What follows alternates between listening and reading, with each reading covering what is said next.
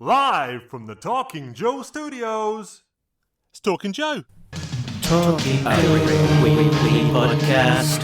Talking Joe is there. Talking Joe thought we would last. Talking Joe is there. Find each other like a married couple.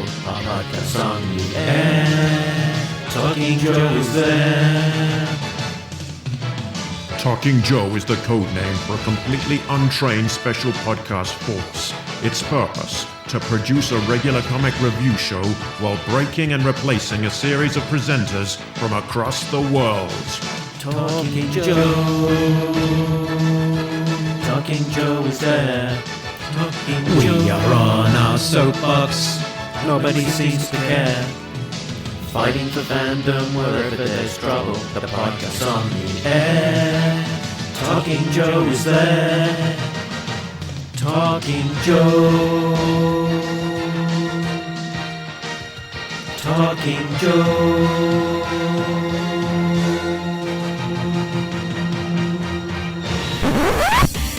Talking Joe is on the air.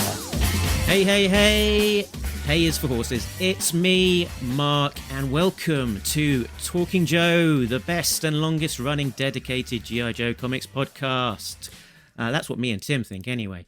If you're new to the show, you can find the details over at the website talkingjoe.co.uk. Today we are continuing our look at the G.I. Joe Disavowed era, the Devils Poo run, and specifically the G.I. Joe Frontline issues 5 to 8, Icebound, which were published by Devils Poo back in 2003.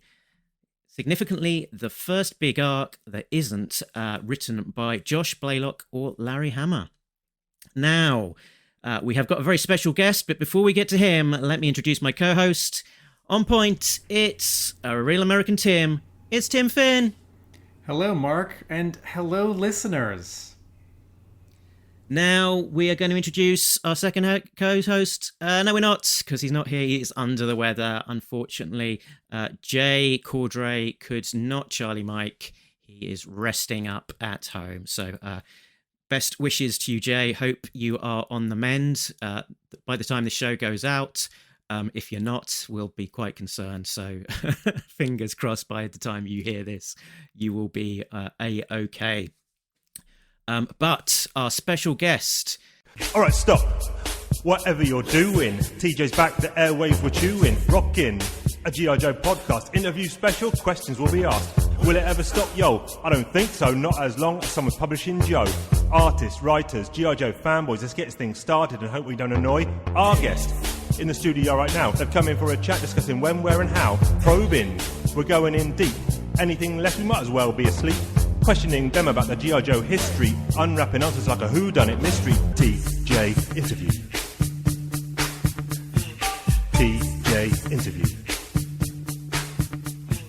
TJ interview. Joining us for this show is none other than the writer of these issues. It's Dan Jolley.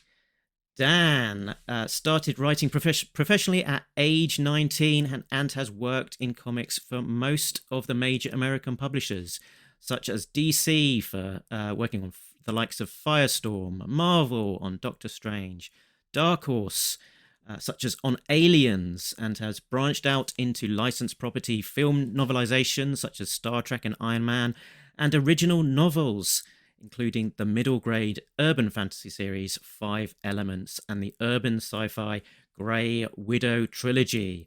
Dan started writing for video games in 2007 on titles such as Transformers War for Cybertron, Prototype 2 and Dying Light. He lives in Northwest Georgia and he's here now. Hi, Dan. Hi guys, thanks for having me. Thanks for being here. Did I cover everything there? What was there anything big that I should have said that I missed there in that plotted history of your writing career? I mean, you know, there are individual titles that might have been mentioned but don't have to be. I think you covered all the major bases. Excellent stuff. Yeah, I mean it's a long career now, so fitting it all in one sentence is no mean feat.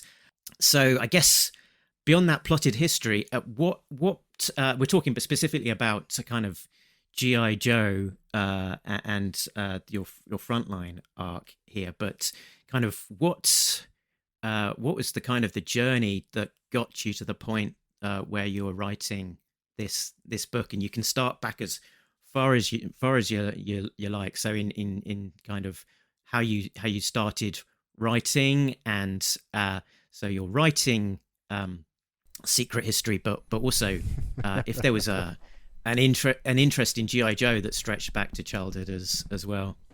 I always liked to make stuff up as a kid.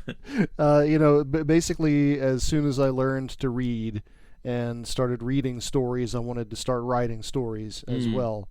And so I'd begun writing short stories, and when I was 19, I visited my older sister at college, and while I was there, I went over to the local mall to the video arcade, because that's how long ago this was.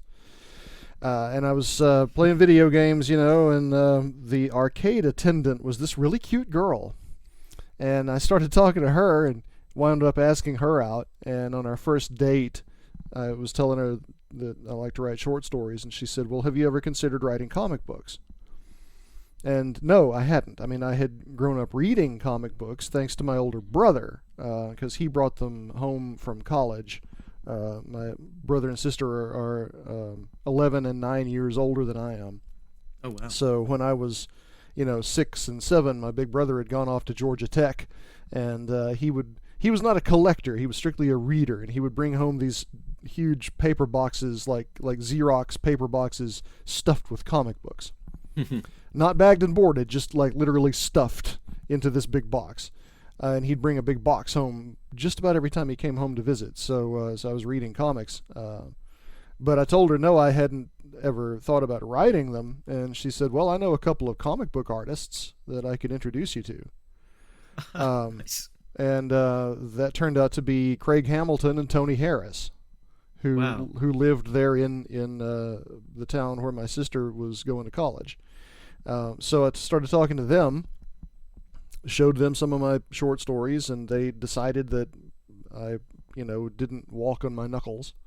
And they introduced me to some comic book editors. And the editors are the gatekeepers, the firewalls, the decision makers. An editor who likes you can give you work. And the first two things that I did, one was a Vampirella story for Harris Comics for Melanie Crawford Chadwick, and then the second one was Dan Thorsland at Dark Horse, and that's where I got started with the Aliens franchise. And it's just kind of gone from there. Dan Thorsland was really super instrumental in teaching me how to write a script. And in fact, I didn't realize that I was being tested, but the first conversation we had, he said, "Okay, let me read you a little bit of a script here."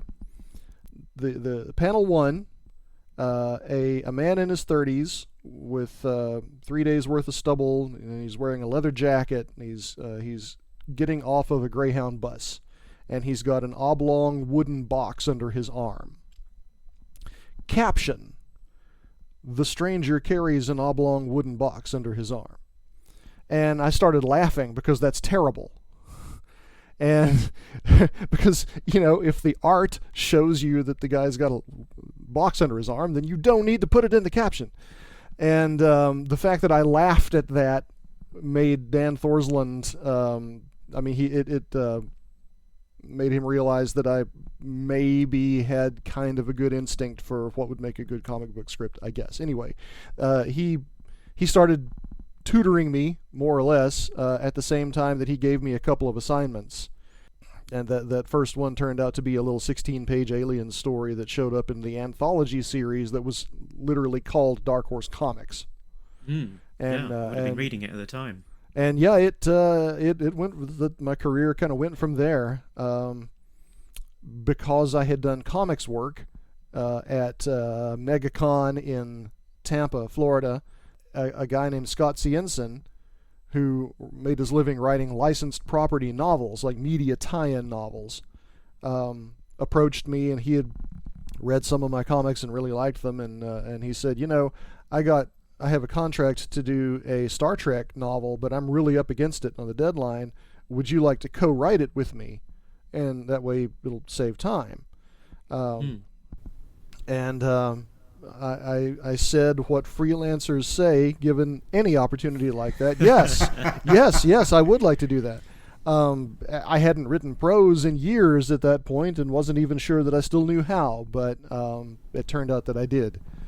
Were you familiar with Star Trek, or did you have to do a quick crash course or fake it? I was not familiar with the property that this was focused on. It was the Starfleet Corps of Engineers. And that was a whole separate crew, whole separate set of characters. Those are the people who come in and like clean up the debris after a starship battle, or when Q has messed up the ecosystem on a planet or something, and the SCE comes in and diverts the flow of lava from. They're the cleanup people.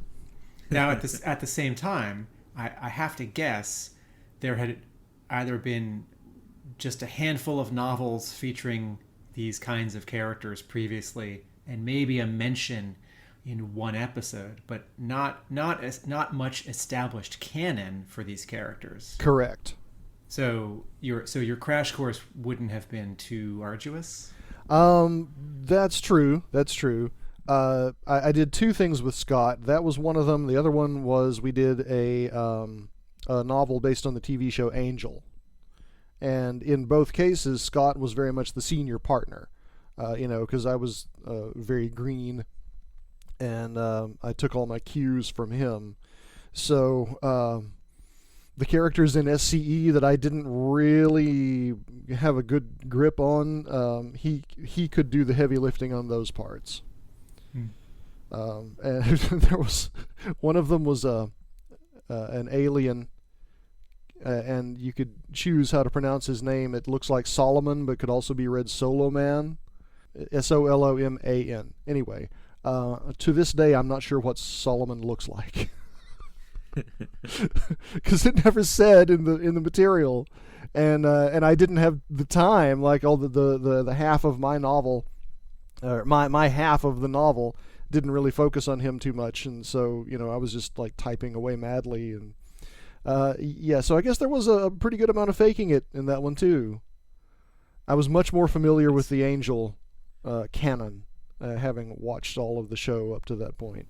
Right, that helps, yeah.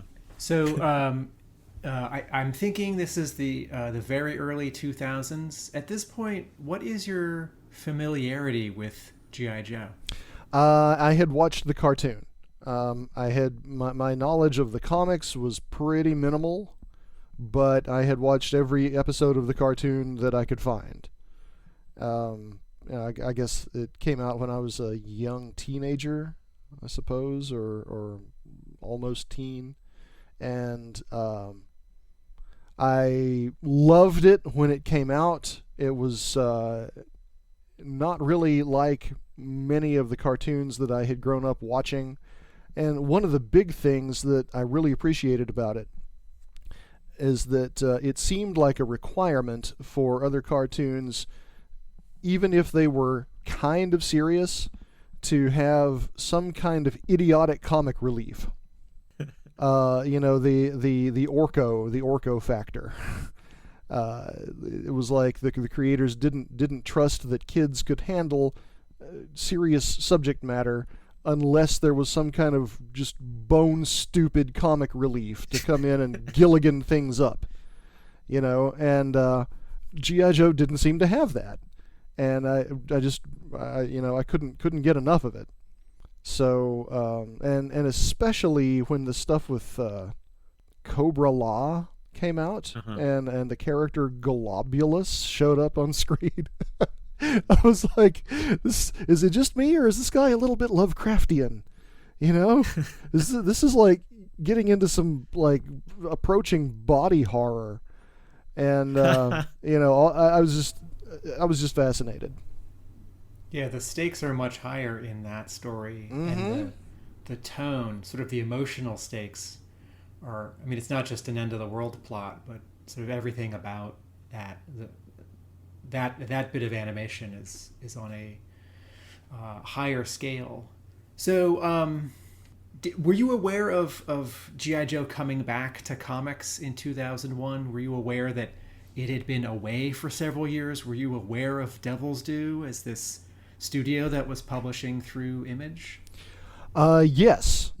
And I was sort of scrambling around trying to find work as a freelancer does, and I was aware of it and was actually doing some work for Devils Poo, but I had not picked up on the new comics all that much. I remember I read the first issue, and you know, it looked great. I liked it, and you know, when I finally got the chance to be a part of it on Frontline, of course I jumped at it. But at the time, I believe I was writing Voltron and Micronauts for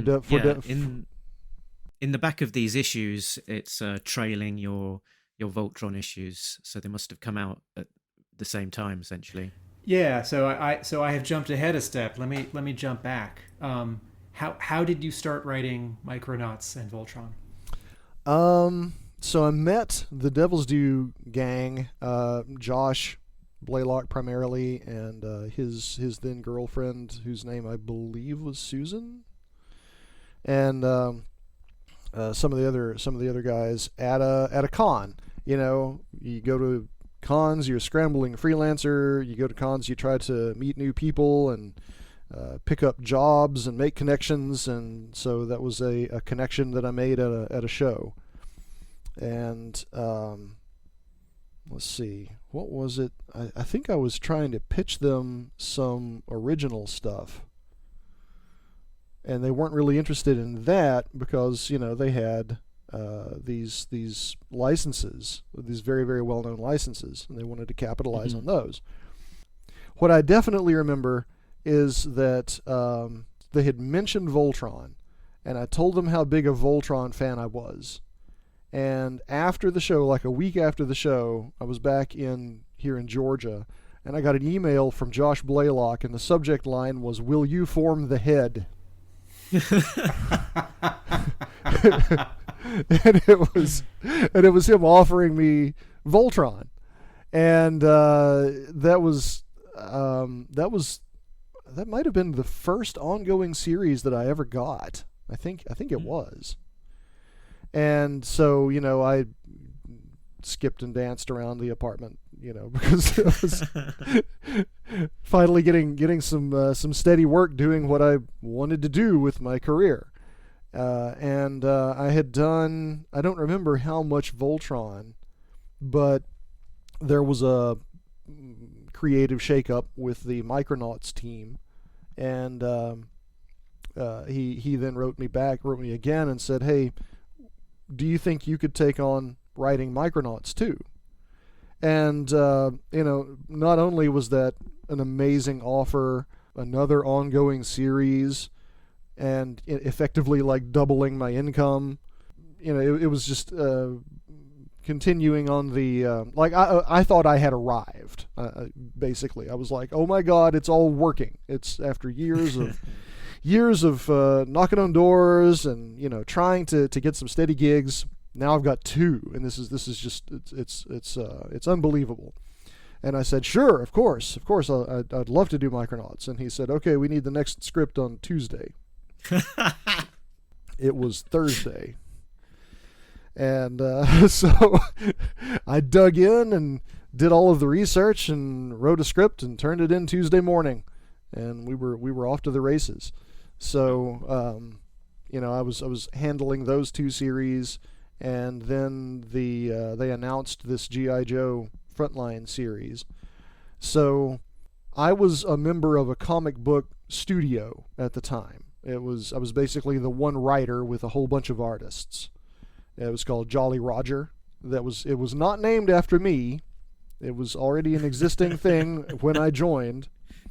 Fate. Well, yeah. So what's the language rating on this? How far can I go as far as foul language? As far as you want. Well, okay. At one point, I went to Tony Harris, who was he had co-founded the studio, and when I joined, the other co-founder had left, and so he was like the head of the studio, more or less. And at one point, I said, "Hey, Tony, I noticed that some mail came, and it was to Jolly Roger, but they spelled it with an E before the Y, which is how I spelled my name. Do people think that this studio was named after me?" And he said, "Yes, you fuck." Anyway, so that's our F-bomb for the recording session. If it was you and a guy called Roger, that would just be perfect. How many at its peak? How many artists were at the studio? Oh, let's see, like six or seven, I think. Okay. And is this a physical studio, like a workspace, or is it a virtual collective? No, we had an actual physical workspace in downtown Macon, Georgia. And there are like how many desks? How many rooms? There was one big bullpen. Big bullpen, and then there was one room that wasn't really used in the back, and I went in and cleaned it out and turned it into my writing cave.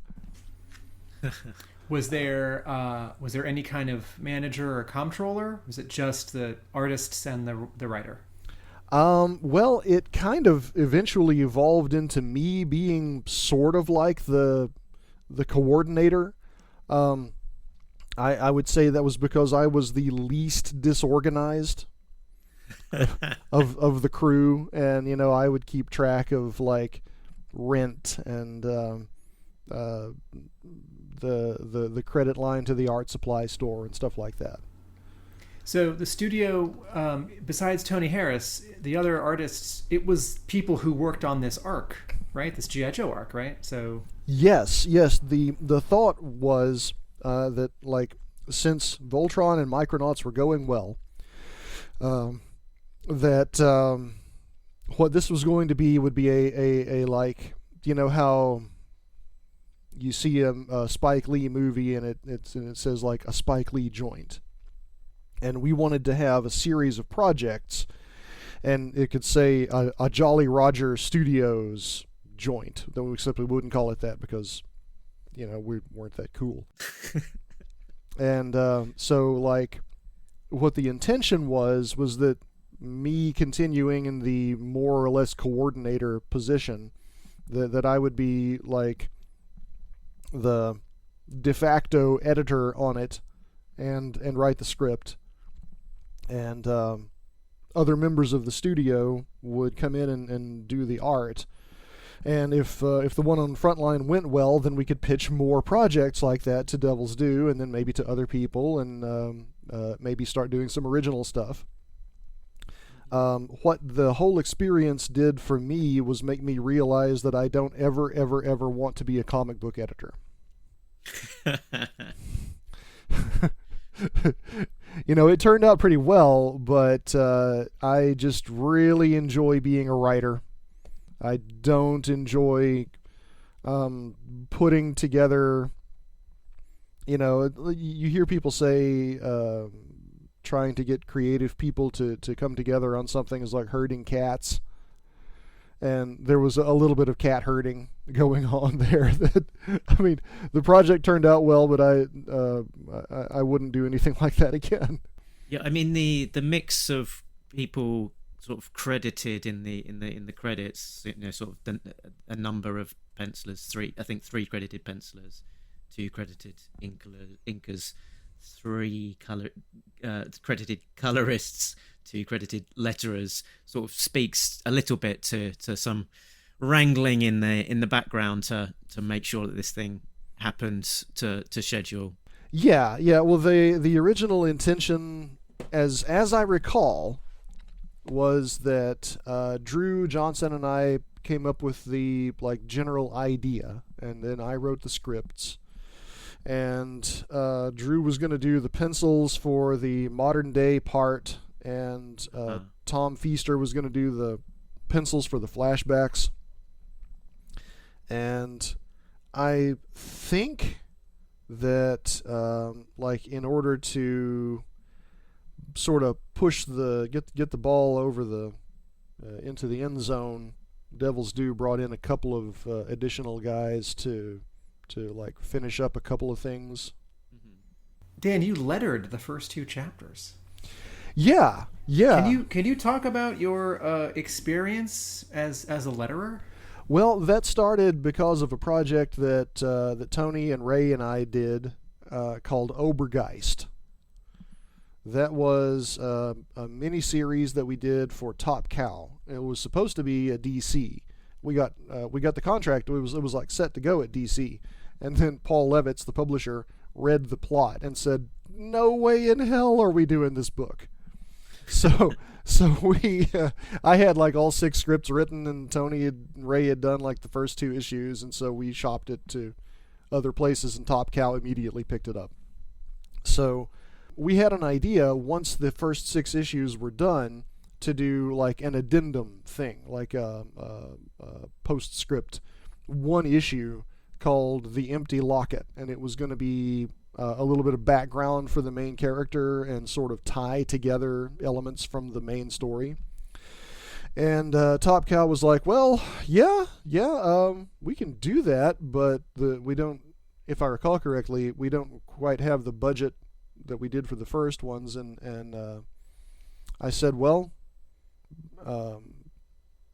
we know a letterer who's done a ton of work for DC and Marvel, and maybe we can convince him to give me a crash course in the simpler aspects of lettering, and then I'll just do that for free, and we can get our postscript published. So I'm blanking on the guy's name. Super nice guy, does a ton of work for DC, and I feel terrible that I can't remember what his name is at the moment. But he got on the phone with me, and this is predicated on having the program Adobe Illustrator. That's, as far as I know, generally the modern lettering tool to use. And he gave me a very quick crash course in how to do just very basic word balloons. I didn't get into the sound effects. The sound effects for that issue were actually baked into the art. But the dialogue and the captions, I did those for budgetary reasons. But it was a great thing to do, because doing that as a comic book writer vastly increased my appreciation for where to put the words on the page. Up to that point, I had had specific ideas about which balloons were connected to which, and how sentences being broken up in certain ways. And I would actually encourage as many writers as possible to learn to do some lettering, just because it will help your scripts. And another letterer, Richard Starkings, who owns the lettering house Comicraft and actually creates a bunch of fonts, has a really, really good online tutorial at a site called Balloon Tales. That's Tales, balloontales.com. And you can go there, and it breaks it all down using Illustrator, how to do modern comic book lettering.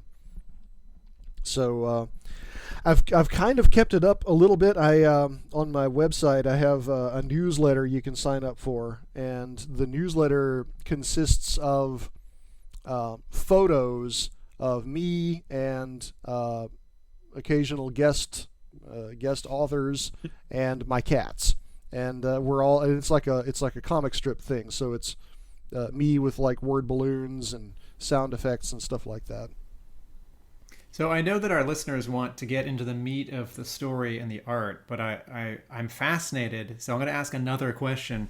So you lettering issues 5 and 6 of G.I. Joe Frontline, was that also about keeping the budget down? Was that scheduling, or did you sort of creatively want to do that step? I think it was just to try to keep everything in-house as much as possible. Okay.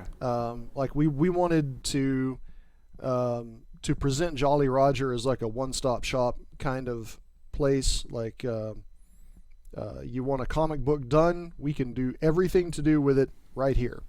Like a packager. Yeah. Like the sweatshops in the 40s. No, I mean the comic book sweatshops in the 40s. It sounds like a joke, but I just mean like the comic book sweatshops in the 40s, like the Eisner and Elder studio, because there were. Yes. Because there were editors hungry to fill like 64 pages of monthly comics, and there was money anyway. So okay, so did you, to go back a half step, you pitched this to Devils Poo. You said, "Hey, I have an idea. We have an idea for this spin-off title, right?" Yes. Okay. And did your pitch get approved, or did you make changes to it before you went ahead? As I recall, it got approved immediately.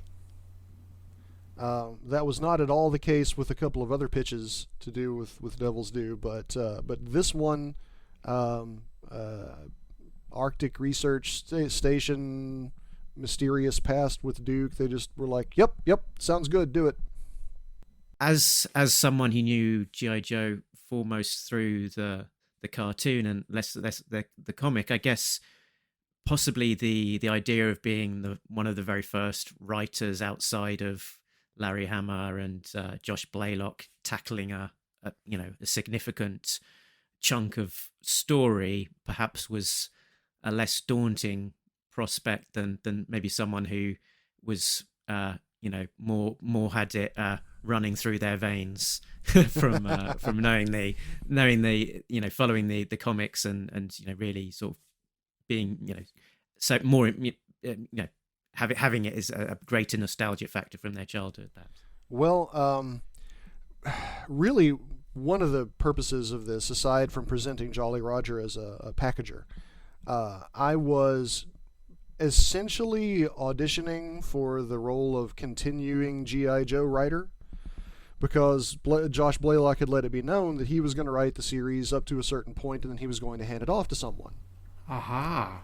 And I really wanted to be the person that he handed it off to.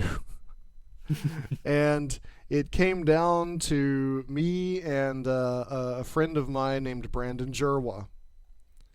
And Blaylock asked each of us to turn in like what we would do with the series. And so Brandon and I each wrote up like pitches, like overviews of where we would take things and how we would approach things. And Josh liked Brandon's better, and so Brandon got the job and I did not. And I've tried not to be jealous and bitter about that. Do you still have that document? No, it's lost to the ages. Okay. Do you have some recollections as to what your pitch involved? I can't recall right now. Maybe if I thought about it for a while. Did you have any concern with Voltron and Micronauts and G.I. Joe and Aliens that you'd be stuck, known for only licensed work, that you wouldn't be able to write other kinds of comics? Like if editors wouldn't hire you? Not really. There are tons of comic writers who only ever write licensed stuff. I mean, that's because that's basically what you're doing if you're working in Marvel or DC. Most of the time, 99% of the time, there's an existing series that the company owns, and then they put you on that series. And it's like Sorry, if I can interrupt. I mean, certainly like Marvel owns Spider-Man, and you're playing in Marvel's sandbox. Mm-hmm. But there's this added layer of like Hasbro, the toy company, owns G.I. Joe, and like there are artists who, if they draw a comic based on like the Spider-Man TV cartoon, they'll never get hired to draw their regular Spider-Man book because they're stereotyped as the artist who only draws in, quote, that animated style. So, though there is plenty of work for writers in comics and novels on licensed stuff like, Angel, Buffy, Aliens, I guess that was my question. Sort of less any licensed characters as versus creator owned, whereas the sort of three different categories of creator owned, like company owned, and then the comics companies licensing from third party studios and toy companies. I wasn't worried about it. Okay. A lot of it comes down to the attitude of editors that you're talking to. Some editors will think it's cool, like, oh yeah, I watched G.I. Joe growing up too. That's really cool. And then, I mean, there are some that they get kind of snobby about it. I ran into a DC editor at, I think it was like Wizard World Philadelphia one year, and I hadn't seen him in a little while, and he said, "Oh, hey, Dan, what you been up to? You keeping busy?" And I said, yeah, I've been writing Voltron and Micronauts for Devils Poo, and I just did a 4-issue G.I. Joe arc." And and his response was, Oh no. and he ended the conversation really quickly, and I was like, oh, well, you know what? Screw you sideways too, pal. Yeah. but it didn't stop me from going on to get like mainstream stuff. I did DC tapped me to do the Firestorm reboot in 2004, and at the same time I had a creator-owned comic come out from DC called Bloodhound, which very few people read. That's the one. A couple issues had DC characters, and then when Dark Horse reprinted it, those issues were not included. There was one issue where the main character of Bloodhound actually crossed over with Firestorm. Okay. So it was the two that I was writing, and so that one issue had to be excluded from the Dark Horse reprint. The other issues that featured a DC character, it was not a very well-known character, and we were able to change the name and the lettering and make art adjustments and call him, a different, make him a different character. Okay, and with the Firestorm issue not in that book, someone reading it, it's not going to read like there's a hole in it, right? No, that was I very deliberately wrote the two crossover issues to be like standalone, okay, outside of continuity. Okay. Alongside this, you then you're credited as co-writer on the G.I. Joe versus Transformers book with Josh Blaylock, where I think for the last 2 issues or so of that series. Can you tell us what what that co-writer kind of experience was like? We sort of speculated when we were talking about the issue whether it was a last minute come in and save, Josh is against the wall and just has got the story ideas and just can't get the script out, or maybe it was a sort of side conversation in a convention and you contributed some ideas and it just got incorporated into the book. And to remind our listeners, that's a 6-issue miniseries. As I recall, it was like Josh's schedule was very, very, very full. And so, yeah, he did the first 4 issues, and then he said, "Hey, Dan, can you do the last 2?" Mm-hmm. So there was an outline already, and I just came in to do to finish it out. But G.I. Joe versus the Transformers Part 2 was entirely me. Mm-hmm. And that was one... Sorry? Go ahead. I was just going to say, we haven't read that yet in our chronological reading for this podcast. Yeah. Please continue. I did read ahead for this interview just so it was fresh in my mind. I did not. I'm only asking about Icebound. Well, there's a funny story to do with G.I. Joe versus Transformers Part 2. Which, that's something that, like, if you're talking to like Hollywood executives, mentioning that you've worked on something like that, that tends to come across as a little bit of a punchline, because it sounds like such a manufactured product. It sounds like something done to fulfill some sort of contractual obligation. G.I. Joe versus the Transformers Part 2. But I mean, I had a lot of fun with it, and Josh asked me for a pitch, And I said, okay, how about this? The G.I. Joe team has to go to Cybertron, and because everything on Cybertron is robotic, there aren't any living beings there as we understand them, or at least not any intelligent ones. The G.I. Joe team has to abandon all of their equipment and go in with just like the clothes on their backs and infiltrate, because none of the sensors or surveillance systems would be calibrated to pick up organic life forms. So it would be like this infiltration story with the Joes overcoming all of this potentially horrible, terrifying Cybertronian stuff using nothing but their wits. And I wanted to call it Blind Spot. And Blaylock said, nah. Nah, it's kind of boring. What else you got? And it kind of harkened back to the to what I have been given to understand was the origin of the Dreadnoks, when Larry Hama had this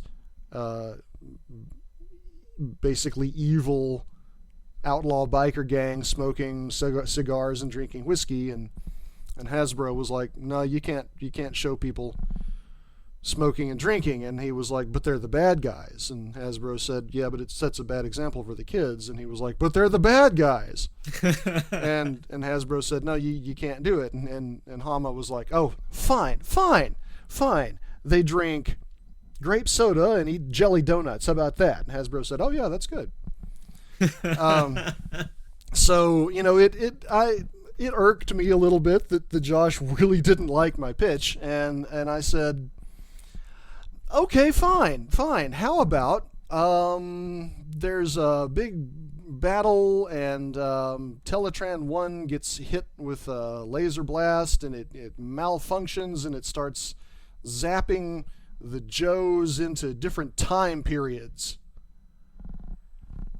And Josh said, oh yeah, that's good, do that.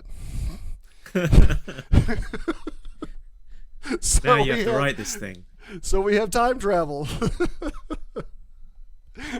But it was a lot of fun doing that. I got to put the different characters in some cool situations.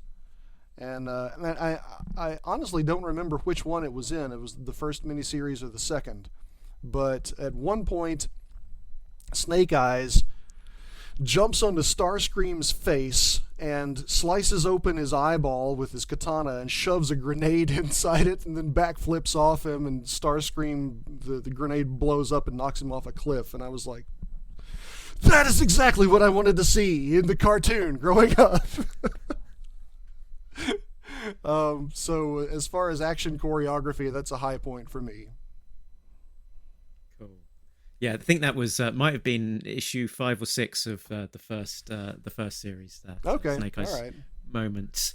While I was setting up this interview with Dan, I asked if he could come up with some things for Devil's True or Devil's Poo. So some facts and some lies for us to judge whether they're true or poo.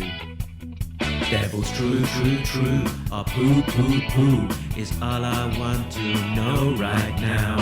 True, or poo, let's find out the answers right now. So Dan, take it away. What have you got for us? Okay, all right. Let's count down. So number 3, Duke on the cover of Part 4 of the Icebound miniseries was modeled after Bruce Willis. That sounds plausible. I'm gonna say poo. And I know that Tony Harris uses photo reference, and he I think he casts like models for his photo reference, but would probably also use like photos of actors or stills from movies. I'm gonna say poo. And that I don't see Bruce Willis here in this drawing. I think I'm going to go say I think it's Poo. I think possibly people have speculated that it was based on Bruce Willis, but it's not. Are those your final answers? Yes. Lock it in. Ding. Okay, yeah, that's Pooh. That's actually Tony Harris's face. Nice. Yeah, Tony turned himself blonde, and yeah, that's him. Nice. And that image, I don't know if coincidentally or directly, but recalls an interior panel from issue 7 that's on page 5, drawn by Feaster in the flashback, where we see Duke holding a gun kind of similar to that. All right, number 2, please. I thought you were going to say something different because it put me in mind slightly of... I don't know what year this would have come out, but Wanted by Mark Millar and is it J.G. Jones on art or something, where his character was based on Eminem. Oh right. Yeah, so he's not looking like Eminem, but he was for a lot of the plots he was sort of in like a hoodie and a beanie and sort of with rap style pointing guns down. I do think that J.G. Jones was using a lot of photo reference to make that character look like that real person. Yeah, for sure, yeah. Okay. I think Mark Millar, as a gimmick, said, yeah, right. Cast him as... Okay, number 2. This will be like a true or false. One of the 4 covers, the Devils Doo demanded that it be heavily photoshopped before it was accepted. Oh, that's intriguing. And then bonus points if you can guess which cover. I'm going to say true, and issue 7 with Scarlet, and I'm going to take an added leap and say that either Hasbro had something to say about Scarlet's pose or costume, or Devils Doo preemptively had something changed or redrawn, thinking that Hasbro might have a problem with Scarlet's pose or costume in number 7. Yeah, 100% agree with Tim's speculation. I think that they must have thought that it would be too suggestive a pose and had to be toned down, get rid of some of those suggestive curves and lines. Okay, well, okay, yeah, you guys are really good. That's exactly right. But it wasn't so much that the pose was bad; it was that the model was a good bit more, let's say, bootylicious than than what made it onto the final cover. And so yes, there was significant booty reduction going on with the cover there. Does that original version still exist in any form? Oh, I'm sure Tony has it somewhere. I don't know. All right, Mark, start writing an email. Can you ask him to send it to us, please? Okay, number 3. And this isn't about the story, it's about the publisher. Devils Doo's offices in Chicago were so fancy, they had an entire conference table and chair set made completely of lucite. I have no idea what lucite even is. Lucite is a clear plastic. Lucite is it's basically what CGC comics are slabbed in. Wow. Or it is what CGC comics are slabbed in. All right, so I have to think this through out loud. So we're at like issue 16 in the regular run, and the first 4 issues of the regular run had been published bi-monthly. So we're effectively like 20 months. We're almost 2 years into the Devils Doo run, and they made a lot of money. They sold a lot of comics those first couple of issues. But I'm trying to think back to our interview with Blaylock, if he talked about them spending that money on improvements in the office. So Dan, he did say that most of the money he did go back into the company in various forms. So... But that might mean like expenses for travel to conventions and paying some expensive cover artists. I'm gonna say Pooh.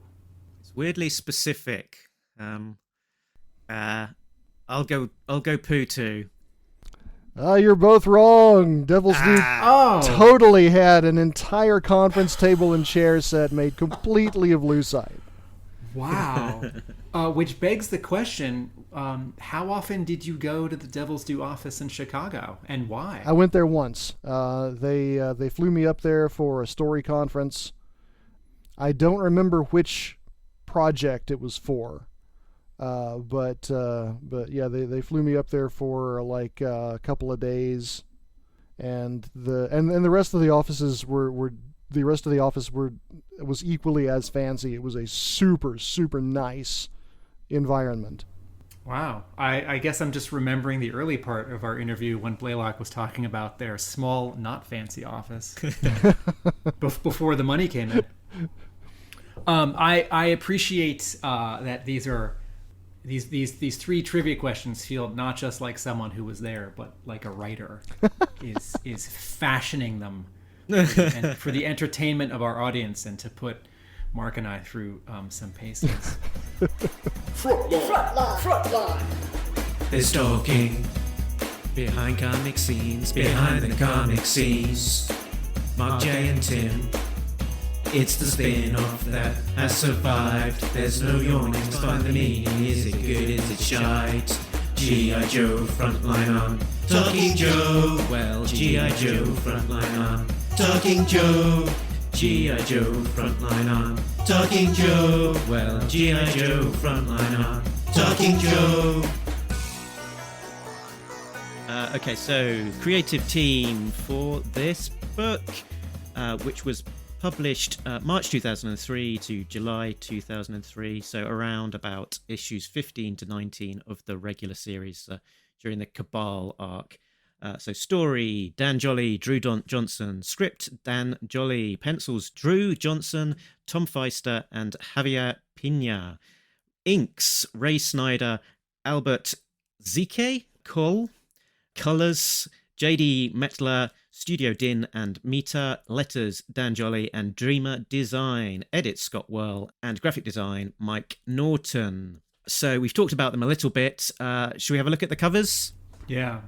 Let's have a look at the covers in the gallery.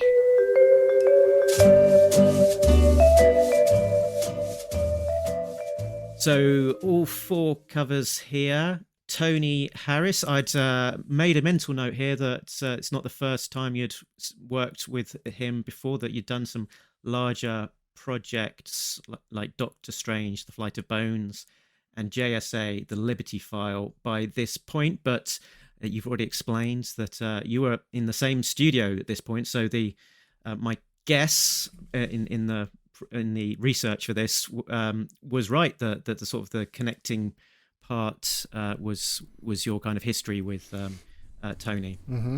Issues 5 and 6 are, if you squint, more similar than dissimilar. 5 is almost all blue, a very green blue, and 6 is a very blue-green.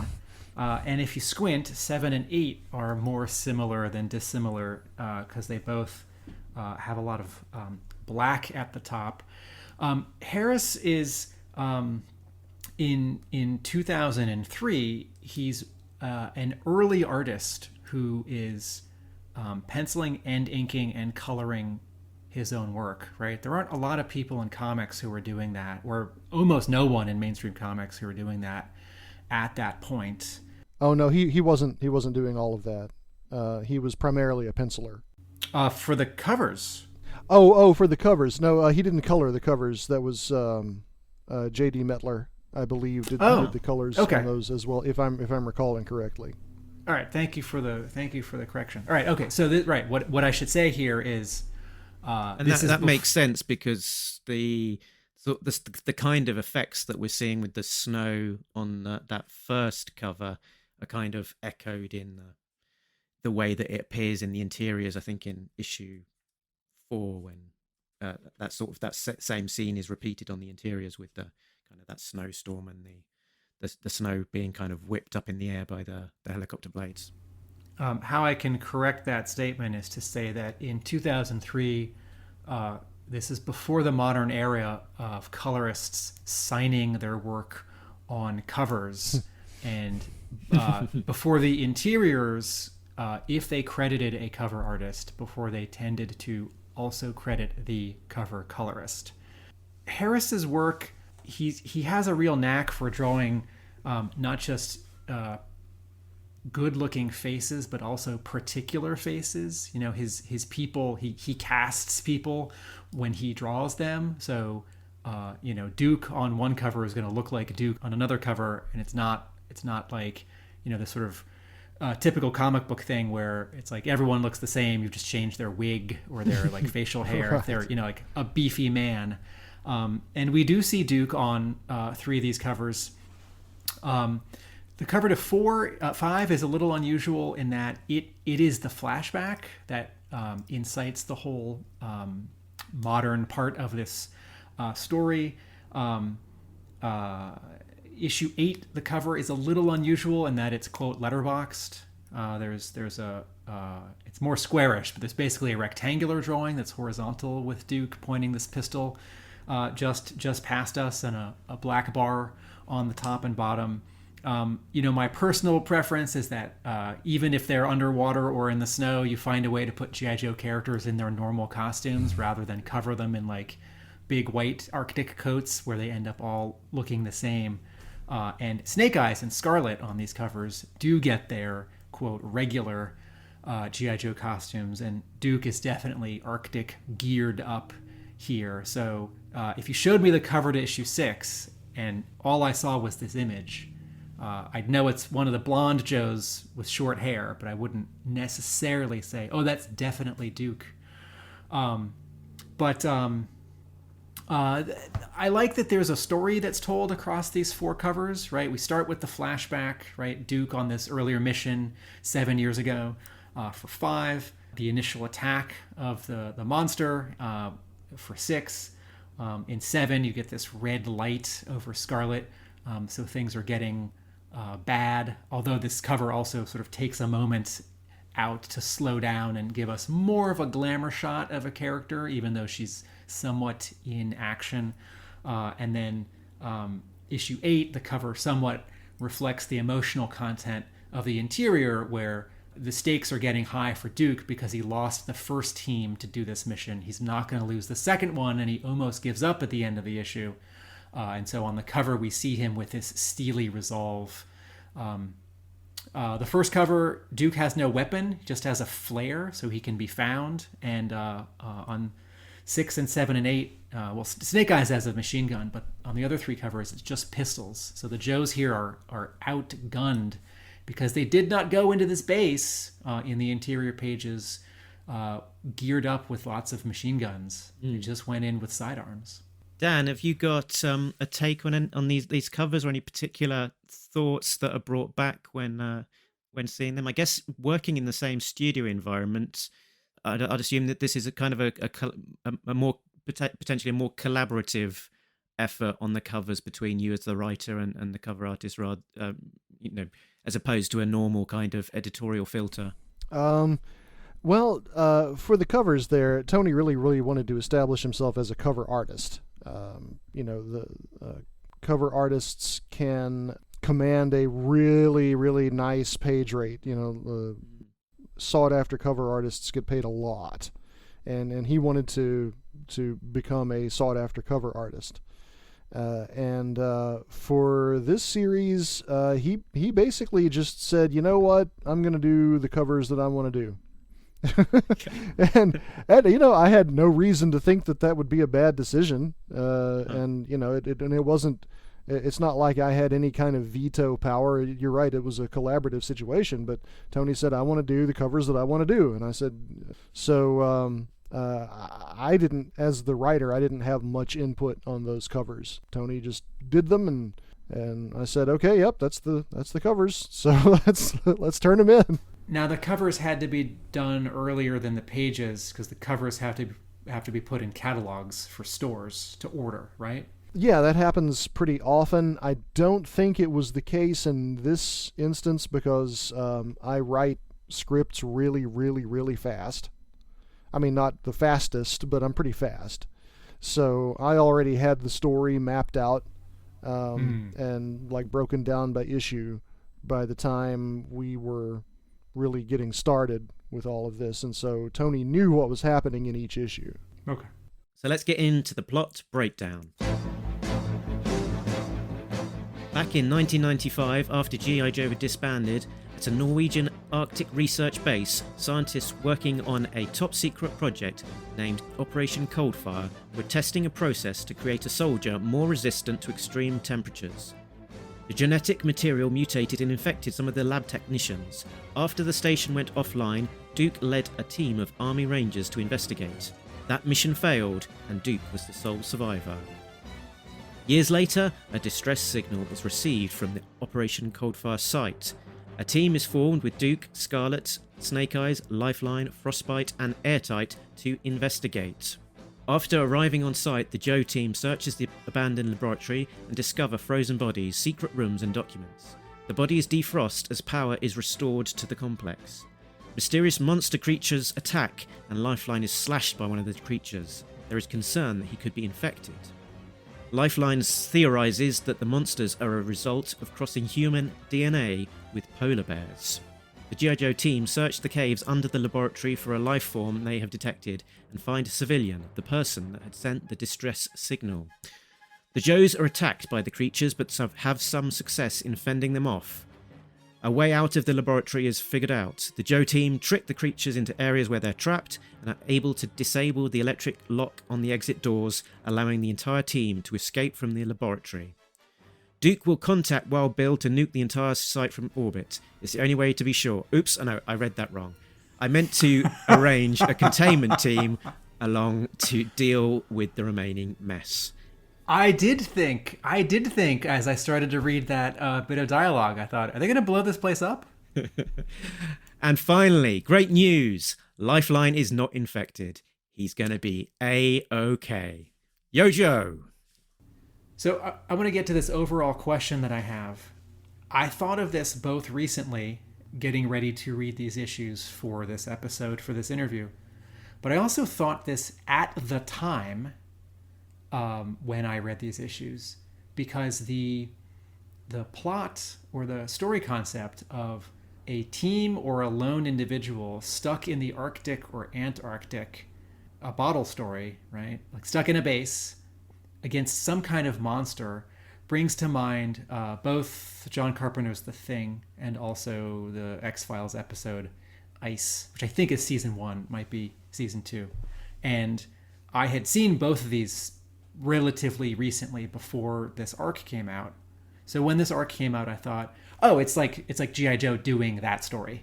And I know that writers sort of taking that kind of sentence. It's like, oh, I'm going to do my Spider-Man, like the most dangerous game story, or like I'm going to do my Daredevil, but like Frankenstein's monster story, right? Like taking the character or team that we're following and somewhat grafting it onto an established historical story type.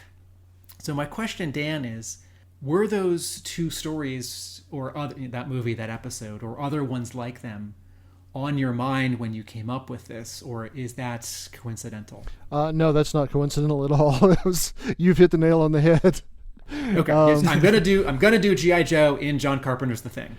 More or less, yeah. These arcs needed to be self-contained, and they weren't supposed to like mess with canon, and so I thought, well, what I need to do is some kind of haunted house story, and I was a huge X-Files fan, loved the episode Ice, loved John Carpenter's The Thing, and at the time, I had been introduced to the book The Writer's Journey by Christopher Vogler. And in that book, Vogler lays out, it's based on the work of Joseph Campbell. It's a 12-part structure for stories. Vogler never says, you must tell stories according to this structure. He just says, this is a structure that shows up in tons and tons and tons of stories across every culture and has from the beginning of time. And you may find this useful.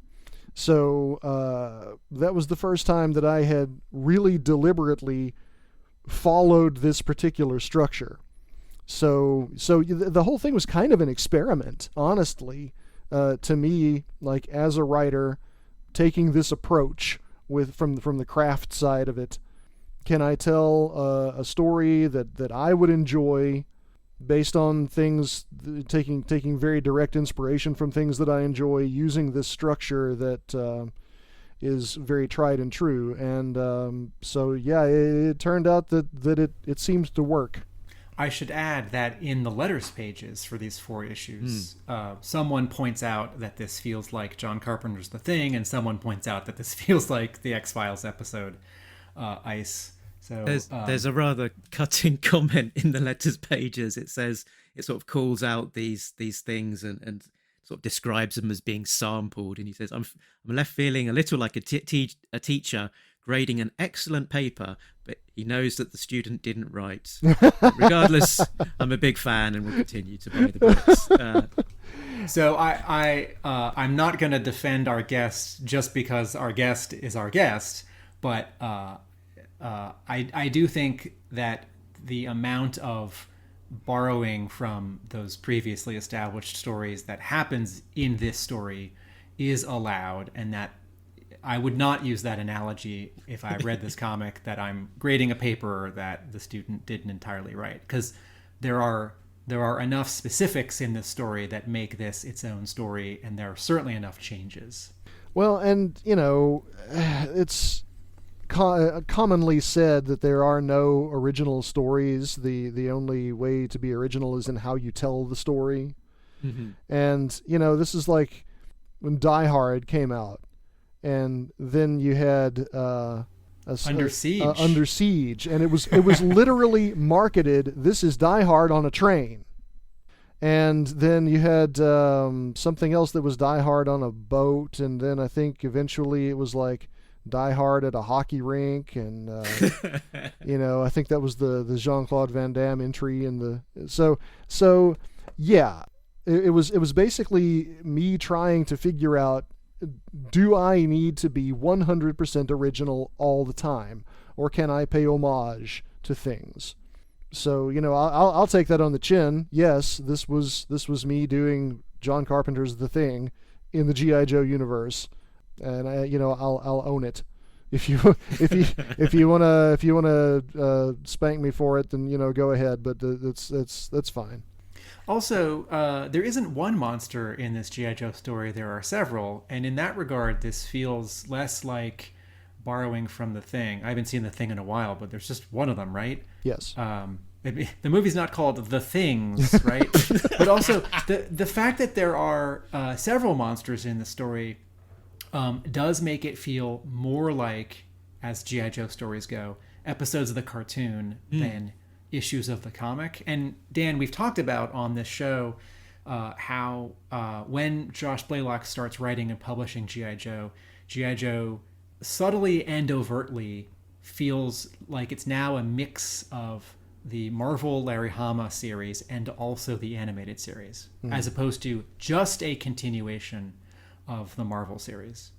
Yeah, that was one of my main observations about big picture of this arc, is that the enemy in here are these monsters, and it's unlike what would be it's unlike kind of the threat that would be in the typical Larry Hama written comic, and sort of closer to the kind of threat that you'd see in the cartoon. Well, I'm a huge science fiction fan. And I will readily admit that I'm a bigger fan of science fiction than necessarily of like military adventure. So I think what you're saying is dead on. If someone wants to make the observation that this feels more like the cartoon, I mean, I watched a lot more of the cartoon than I read of the comics, so guilty as charged. Did you pick this team? Yes. The characters? Okay. Yeah, I mean, it seemed like the most logical group to send, the hazardous environment expert and the medic, and then, like, the way I saw it, probably the two Joes the Duke would trust the most, Scarlet and Snake Eyes. Yeah, I mean, in the script specifically, it calls out that this team was picked for a reason, and calling out the skills: combat, hazardous material handling, Arctic conditions, and medical. And what I was going to say is probably one of the things that I like most about this particular arc is that smaller specialized team with the specializations being there for a reason. It's not just a arbitrary collection of Joes, and having that smaller team allowed for more characterization, between the characters, and they're not just sort of interchangeable Joes again. That sort of, you're establishing Airtight as a jokester, Frostbite telling depressing stories, and so on. Yeah, that story that he tells about the rabid dog, that like actually happened to my uncle, being chased around the house. So I forget which character it is who responds, "Well, you tell the best stories." Yeah, I think that's Airtight. But for like a couple of months after that, Tom Feaster would say that to me. If I said something that he found either funny or depressing or dumb or whatever, he just very sarcastically, "You tell the best stories, Dan." Yeah, he says, and then later on in it, he says something like, I'm not going to get the right name, but he says something like, your code name shouldn't be Frostbite, it should be Bad Storyo, something like that. I don't remember that part. But as far as picking the specialized teams, what I was thinking about there was Mission Impossible, like the original TV show, which I watched, in reruns, of course, but as a little kid. And every episode, Jim Phelps would get the briefing, and then he'd like page through his portfolio of agents and pick the ones that were specialized for this purpose. So, the cast, it would be a rotating cast. I always really liked the ones that had Leonard Nimoy on them.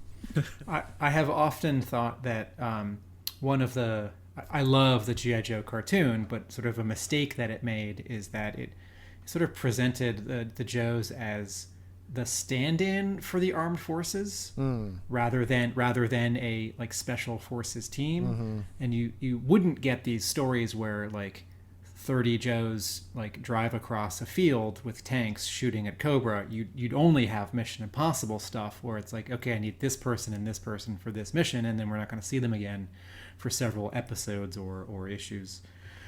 Something that struck me sort of as a storytelling conceit early on in this issue, we sort of introduced to the EMP pen casually by Mainframe to Duke. Something that he'd picked up. Can you take this along to secure storage? And I thought, aha! I know for sure this is going to play a key plot moment later on in the story. And I looked up to remind myself of the storytelling device name, Chekhov's gun. Chekhov's EMP. Yeah, it's a dramatic principle that states that for every element of a story must be necessary and irrelevant elements should be removed. Elements should not appear to make false promises by never coming into play. This statement recorded in letters by Anton Checkov. Remove everything, it's no relevance to the story. If you say in the first chapter that there is an EMP handed to Duke, then in the last chapter it absolutely must be used or it shouldn't be there. I think that's what he wrote in his letters at the time. When you read stories by people who are still learning to write, or you watch films by people who are still learning how to make film, you will sometimes experience a story where all of a sudden in the third act, even if this is a 5-minute film, someone like pulls out a gun and you're like, whoa, there were guns in this story? It's like, you need to introduce that EMP pen at the beginning of your story in order to defeat the monster and get out of the Arctic base at the end of the story. Also, Mark, Dan has 2 Chekhov's pens in the story because... The centrifuge? The page before the pen, Duke happens to go through the gym, and Jinx says, I want to show this move to all these, I guess, green shirts in like white martial arts outfits. And the two of them do this flip. And I think he does that flip on one of the monsters at the end of the final chapter to get out of he's being held, he's being pinned down, or he's, I don't know why I've got it in front of me. I can just flip to that page. Break your neck first, then bite off your head. And then Duke has his foot up on the wall and flips over, and the monster goes, so it's not exactly that, but I think, let me ask the guy who wrote this scene. Dan, is this Duke doing the Jinx flip from the first chapter again to get out of the monster's grip? I'm pretty sure it is. Yeah, I don't remember that specifically, but the EMP pin. I know I got dinged in the letters column for that, for like, oh wow, what an obvious plant. And I mentioned that I was like deliberately following the Vogler 12-step story structure just to see if it would work. And one of those steps is called meeting with the mentor. And a thing that often happens when you're meeting with the mentor is that they give you a gift. And for a very famous example, when Luke Skywalker meets with Obi-Wan Kenobi for the first time, I think you're going too obscure. I'm not familiar with this story. then Continue. Obi-Wan gives him his father's lightsaber. Yeah. That's the gift. And so, Mainframe is standing in for the mentor here. And yes, that EMP pin was the gift that the hero gets. And, the guy in the letter column was like, way to telegraph, Jolley. You'll be pleased to know, as attentive as I am as I read this, because I was taking notes, and I read comics sort of close up and frowning, like looking for things to complain about. When Mainframe hands him this pen, I vaguely thought, oh, is that something from the concurrent arc in the main Blaylock book? Because this seems to sort of jump out. Yeah, that must be one of those like one-page subplots that Blaylock was doing in the main book to set up his next arc. And I guess and so it actually should have jumped out at me as Obi-Wan's giving this lightsaber as quite apparent. But I sort of let it wash over me as a more subtle Chekhov's gun. There was a later one which is less telegraphed, and also resolves itself in a much shorter space of time, which I alluded to, was where Duke picks up a centrifuge and whacks one of the monsters with that, and I thought to myself, that's weirdly specific thing to be hitting him with. That's interesting. And then that plays out a few pages later that at that point in time Duke must have also found the chit of paper or noticed the result on it that said that the test was all clear. You know what, I appreciate you calling, so that's on the same, that's just one panel after Duke flips over the monster and gets out of its grip. And when I read that, I couldn't quite tell what it was. I thought, is this a little radio? But now that you are reminding me, Mark, that it is the centrifuge from the previous issue, where Lifeline is running... Oh, from earlier on in that issue, where Lifeline's running a test.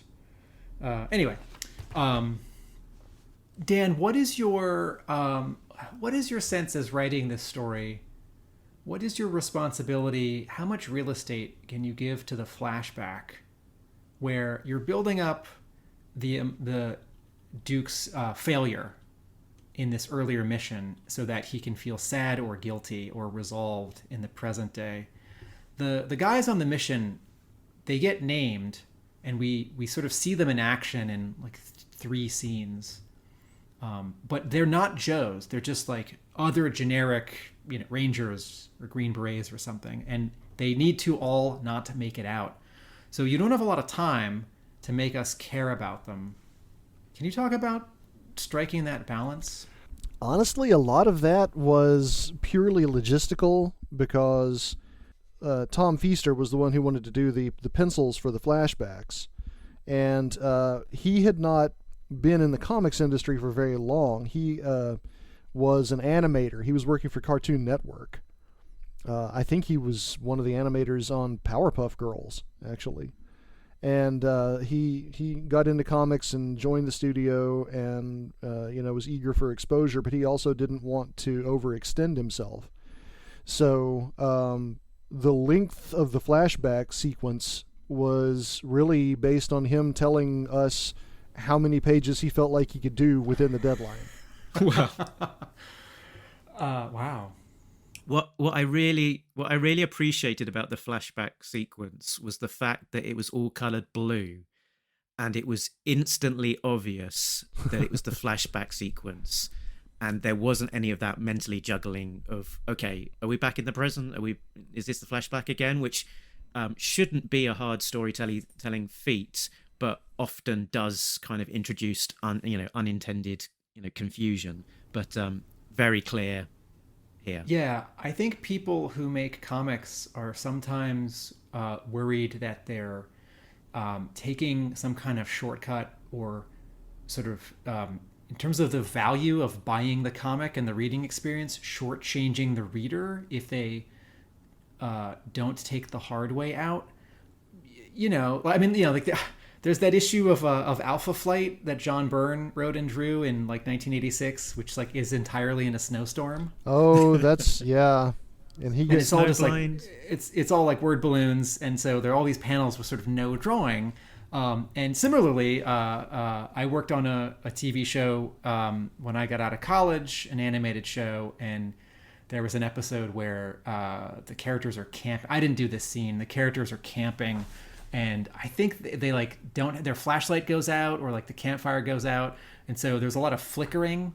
And the animator across the room said, I'm just going to have 2/3 of every shot just cut to black. And all we're going to see are the whites of their eyes. So I don't have to animate their mouths. I don't have to animate lip sync. I can finish this scene 2 days earlier because we were having deadline trouble.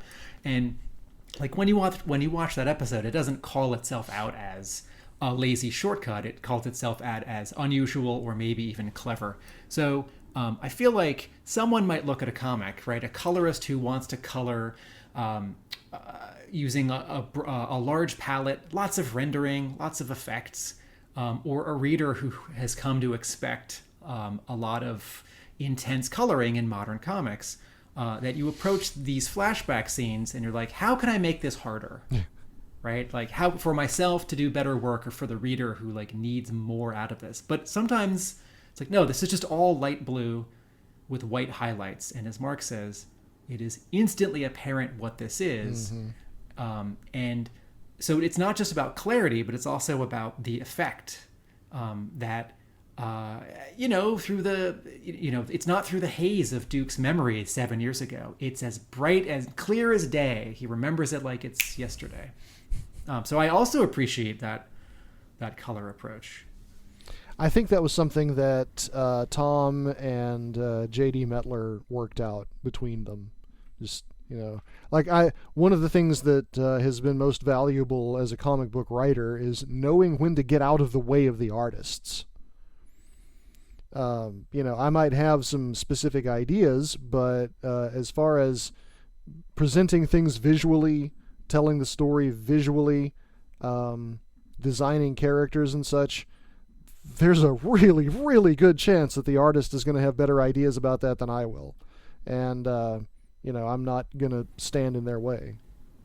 Can you, all right, so the final chapter, it is, the entire final chapter, part 4, is penciled by someone else, inked by someone else, colored by someone else.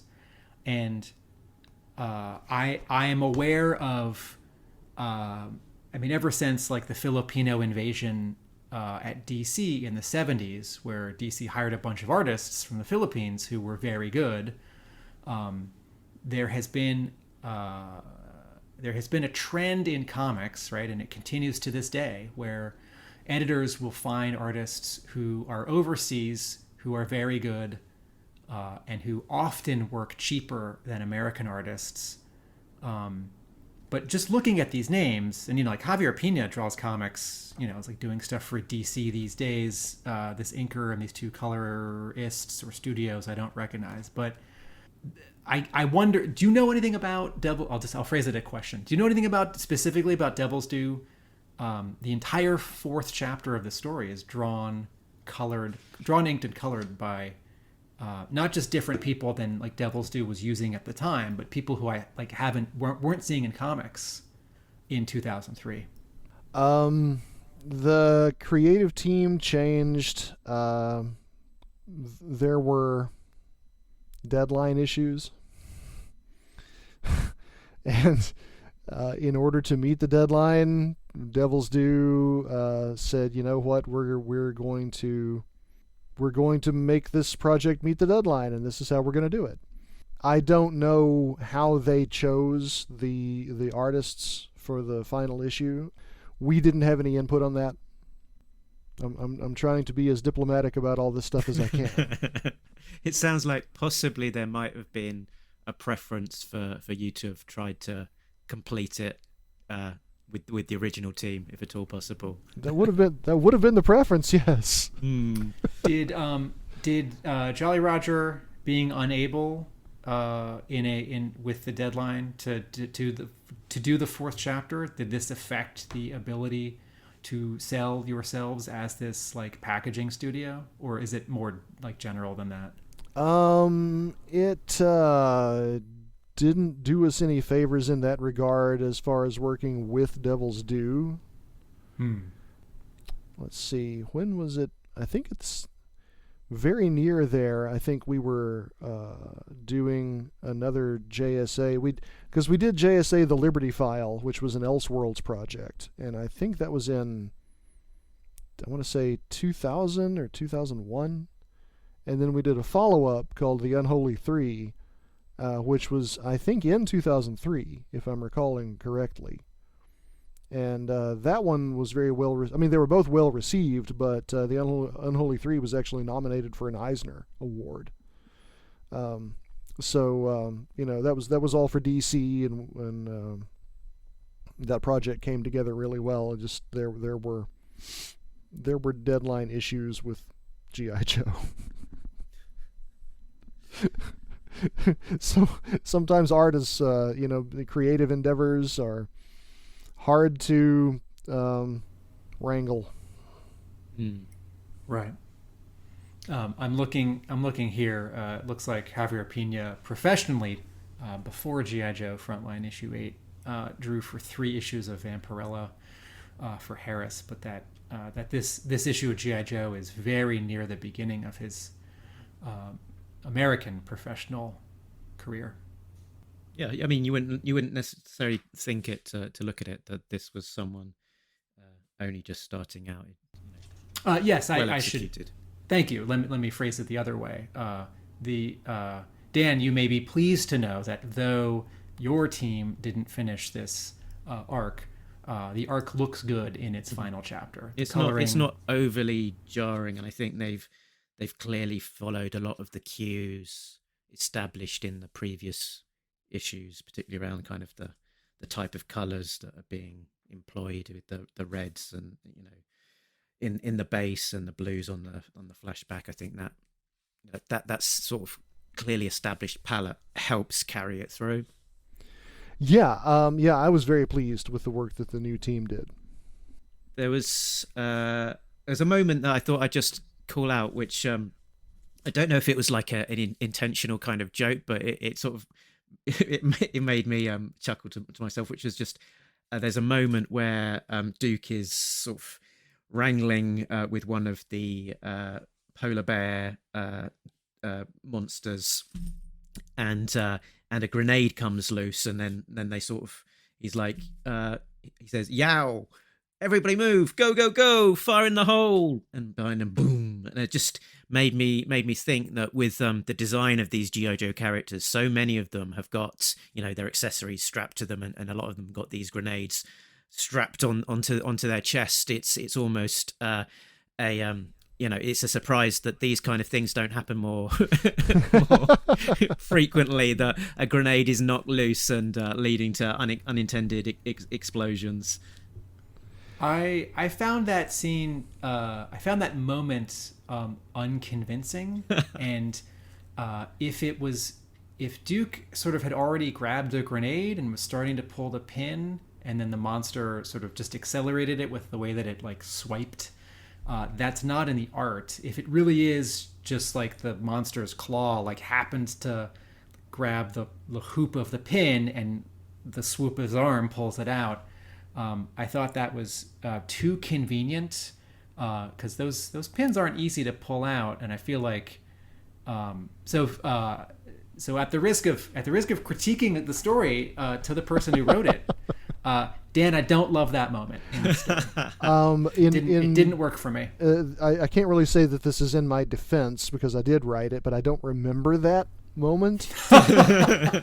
but I will relate another moment that as I was writing it, I thought this is from a physics standpoint kind of laughable, but it felt right. It was these monsters, if I recall correctly, had been largely unaffected by gunfire, like the handgun, like the small caliber bullets didn't do much to them, and then Duke kicks one of them in the head, and that has an effect. And at the time, I was like, "Oh, there's no way that a kick is going to do more damage than a bullet." But this is also after Lifeline says, "Geez, my gun isn't doing much. I'll just run and push this thing and shove it." And I think that's the first hint that he may be becoming a werewolf, and he's got this sort of latent super strength, which ends up not being the case. And so I retroactively think, I guess that's just an adrenaline rush. But I think that is a similar second or earlier first case of the punching, kicking being stronger than the shooting. I thought that was potentially a deep cut there, because Larry Hama established that in special missions that Lifeline has got some martial arts background, which he doesn't necessarily like to employ very much, and generally only in self-defense. But here's a mutant polar bear attacking him. Just this once, he'll let loose one of those kicks. Well, what I was thinking about was the final scene in Jaws, when the shark has the oxygen tank lodged in its mouth, and the sheriff shoots it, and it blows up. That's not how oxygen tanks work. That would put a hole in the oxygen tank, and then the oxygen tank would leak, and while it was leaking, the shark would come and eat the sheriff. And you spoiled Jaws. But what is that movie? 40 years old now. But no, I don't mean spoiled the ending. I mean just spoiled the now I look at it like that wouldn't happen. But at the time, like, Spielberg acknowledged that that's not how oxygen tanks work. But he said, I've got the audience. They're on my side with this. They're going to come along with me for the ride. And when the shark blows up, everyone's going to love it. And, of course, it blew up in the theater, and the audiences were like, cheering and standing ovation and whatnot.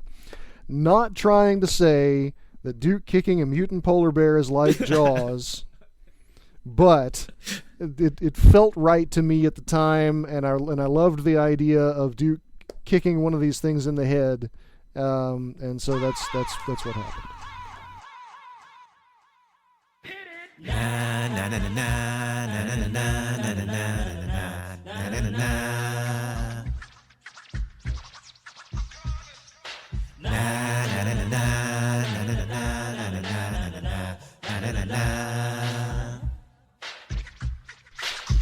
Here come the nitpicker, Timmy Finn, and a little prankster, Timmy Finn, picking holes in your colouring, Timmy Finn, still love G.I. Joe, Timmy Finn.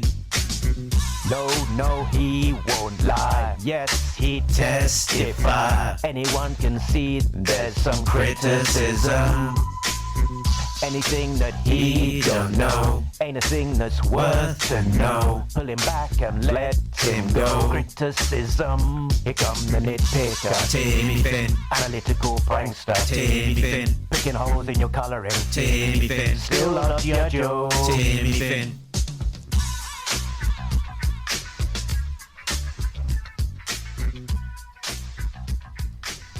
While we're on the topic of things that work and things that don't quite work, I'll rattle off a few. These are pretty mild. I'm gonna be respectful, Mark.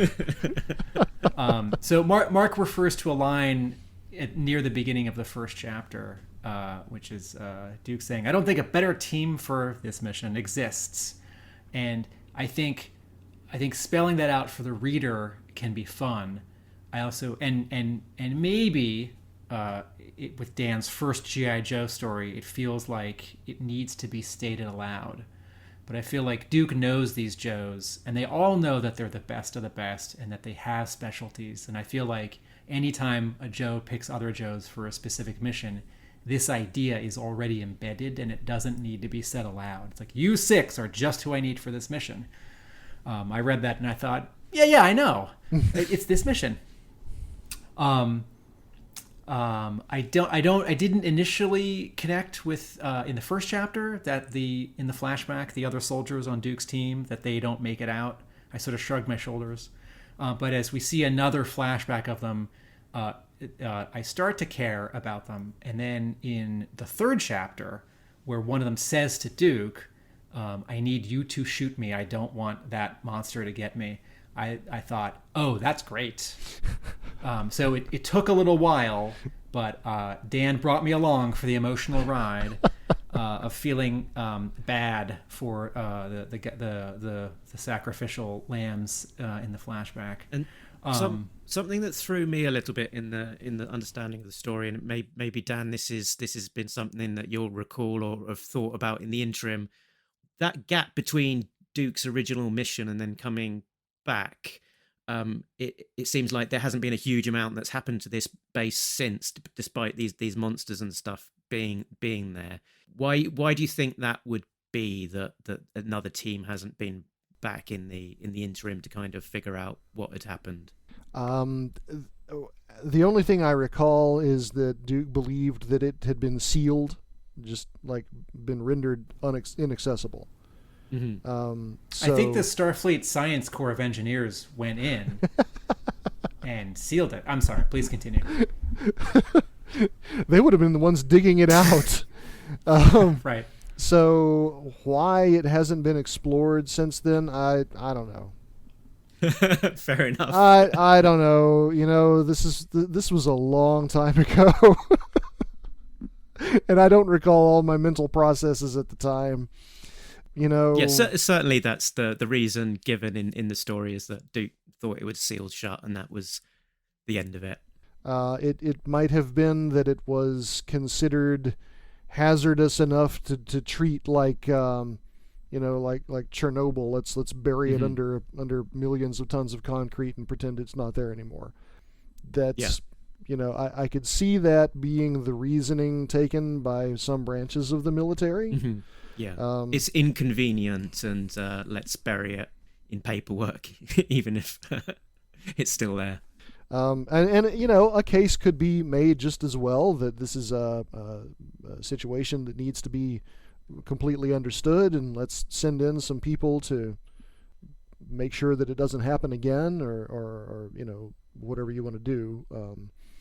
But that's what happened in this story. All these criticisms, I'm basically like, yeah, that's a good point. So here's a thing that works for me and a thing that doesn't.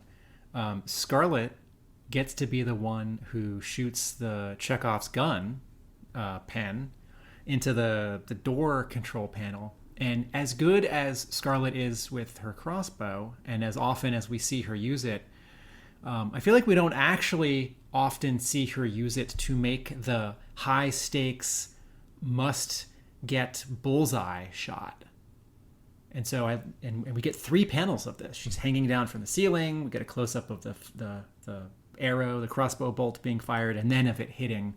So it has a little bit of business, because they're all good shots, but she's the expert with the crossbow bolt. About 4 pages later, after Duke defeats the final polar bear monster, and he trudges out of one room into another where there's still the red lighting, and there's all this, I think it's steam, it might be smoke, I'm not sure.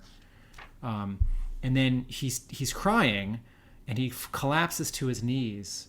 And if it's like a chemical irritant or like smoke, I think he's tearing up because his eyes hurt. If he's tearing up because he's sad that he's not going to make it out, or that they're all going to die, as a visual, I understand that that's what might want to happen. But my strong feeling about G.I. Joe characters is that these are tough military folks, and they don't cry. And I have been tough on Josh Blaylock's writing in his 2-year run on G.I. Joe, where he a few times depicts some of the female characters as sort of more emotional than the male characters, which makes me uncomfortable and doesn't feel accurate. So I don't love seeing Duke sort of giving up here and tearing up, but it does create some drama for the next page, that there's a bigger contrast there. If you like emotion, he can be crying because he's emotional, and if you don't like that, it's a chemical irritant. But I think this is the first time Duke has ever cried in a G.I. Joe comic, and so my question is, why would he start now? It's like, oh, he's been on tougher missions than this, right? I think my final comment is one that is completely out of Dan and the artist's control, and that is that when Frostbite is first made into an action figure, he has a beard, and when he secondarily gets an action figure, he has a beard, and then when he gets a new action figure in like 2003, he doesn't have a beard. So when he shows up in this story, he doesn't have a beard. And to me, it was like Hasbro just wanted to make another Blizzard action figure, and they like either didn't have that name or they forgot and just called it Frostbite instead. So I had this tiny cognitive dissonance as I'm reading the story where it's like, shouldn't this guy have a beard? Yeah, well, yeah. I mean, anybody who's going to spend the majority of their time in extremely cold environments, if you can have a beard, then you should. Yes, thank you. You're talking about it from a logical standpoint. I'm talking about it from a character design standpoint, that there are like small iconic cues. But it's like Duke's always going to have blonde hair, and he's never going to have a goatee, right? But like maybe some of the Joes who had like full beards can go down to a goatee. But I don't think a Joe who has a beard should lose the beard. Well, I'm pretty sure, I'm recalling this correctly, I'm pretty sure Hasbro had specific character models that we were required to use, like details that had to be there. And I think this is correct. I think at the time, Hasbro said, no beard. So this is the Frostbite action figure from like 2002 or 2003. Yeah. That is, and also the Snowcat from 2003. It has with the extra bits it's got on an top. extra missile on. It's got an extra missile sitting on top of the missile rack, which is wonderful. And just to note that, I think Josh Blaylock and his art crew had included this specific version of Frostbite as the principal snow character in his previous art, where it had been used around about issue 3 or 4, I think it was. Right, so it's not necessarily surprised that possibly there's a sort of encouragement to use this version of Frostbite as the snow character, given what was happening with the toys at the time. Dan, I have one last sort of writing question.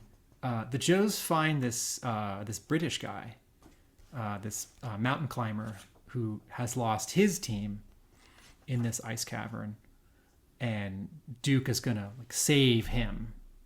Does this guy come from the 12-step What's the name of the book that you had read? Oh, The Writer's Journey. Yeah. Does he correspond? I do not recall the British guy in the ice cavern at all. I'm really sorry. That's okay. That makes the answer very fast. Some parts of this story stand out in my mind with crystal clarity, and other parts have just faded away.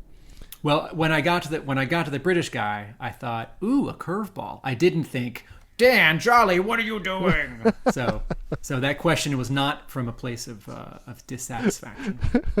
I guess it's partly a storytelling MacGuffin as well, because the reason that they're at this base is because there's been a distress call. The reason behind this distress call is this British guy in the ice cave with a distinctive name, which I've forgotten. Wasn't that distinctive then? Chuck Trellis. He's Chuck called. Trellis. Oh, I recycled that name. One of the first novels that I wrote, there was a fan club started up for the main character after the protagonist got famous, and I said that it was run by a kid in Tennessee named Chuck Trellis, and a friend of mine was being a beta reader for the novel, and he was like, "This is too specific, Dan. This character is mentioned once and then never again. You don't need to use the name." But I liked the name, and so that I put it into G.I. Joe. And now that I think about it, even though I still don't remember this character, it was probably because there is a section in the structure called Tests, Allies, and Enemies. And he might have been put in there to be an ally that the hero meets on the journey. I guess he's the Princess Leia in the cell block that gets rescued before they go down the garbage chute, right? Sure. I think he might be Wedge at the end. Should we look onto some eye spying? Yeah. I spy with my little eye. So this is the segment where we just point out some of the little nuggets of detail that could quite easily be missed as you're reading along. Early on in the story, Duke jogs into the Alvin R. Kibbe Memorial Gymnasium, which is named after Breaker, who was killed in action. So they've made a gymnasium in memory of their fallen comrade. I spy on page 1 of this entire arc, panel 1. It's not quite a Sky Striker, which is a modified F-14. Drew Johnson is very clear. Yeah, Drew Johnson is very clearly drawing here from reference either the 1985 Autobot Jetfire or the Macross Valkyrie plane toy, which the Jetfire toy is a license of. And you can see these two small sort of horizontal diagonal air intakes at the base of the cockpit, as well as 2 or 4 tabs sticking forward, and even down to the black marking on the nose cone of the plane, both in panel 1 and panel 2. That black marking sort of matches where the red marking is on this Transformers toy. So either a cute Easter egg. Let's do it the opposite angle. Either Mr. Johnson grabbed the wrong thing, or a cute Easter egg. I'm trying to remember. I think he had the Jetfire figure sitting on his desk. There you go. I want to say I can. I don't know. I could call him up. He probably wouldn't remember either. Meanwhile, he's remember that one panel you drew 20 years ago? I have another I Spy, Mark, unless you have one. I noticed that Airtight was playing on a Game Boy, Tetris, in one panel. Ding, ding, ding, ding, ding, ding, ding, ding. Very good. I Spy in the, this is outside of the story, I Spy in the letters page of issue 7, chapter 3, one of the letter writers asks about the end of the first Frontline arc, and the editor says, "As I've said before, Larry Hama is hard at work on his creator-owned title Oxido, but who knows what the future holds. He may well return to these pages at a later date." Oxido is a creator-owned book that Larry Hama and Pablo Ramundi were developing for Devils Poo that never made it.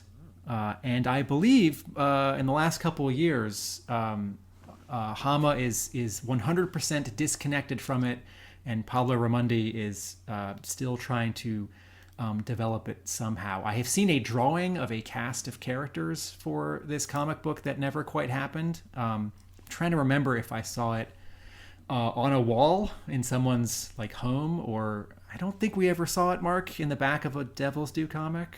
Doesn't ring a bell. Okay, yeah, I think sure. I saw this. I think I saw this at Larry Hama's home. I did have one more I Spy, because they point out the Cobra insignia in the paperwork, but earlier there's a Mars logo on one of the monitors. Oh, I didn't spot that. Let me see if it's in chapter 1 or 2. It's on one of the blue pages. Yeah. Issue 5, 8, 9, 10, 11. It's in the second flashback.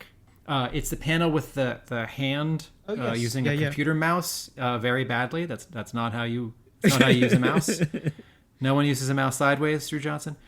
So I think that might be telegraphing that like there is going to be some kind of Cobra involvement later, which we do get the Cobra logo in the paperwork. Mm-hmm. But this may also just be a small comment on the fact that Mars sells to a lot of companies and countries and people.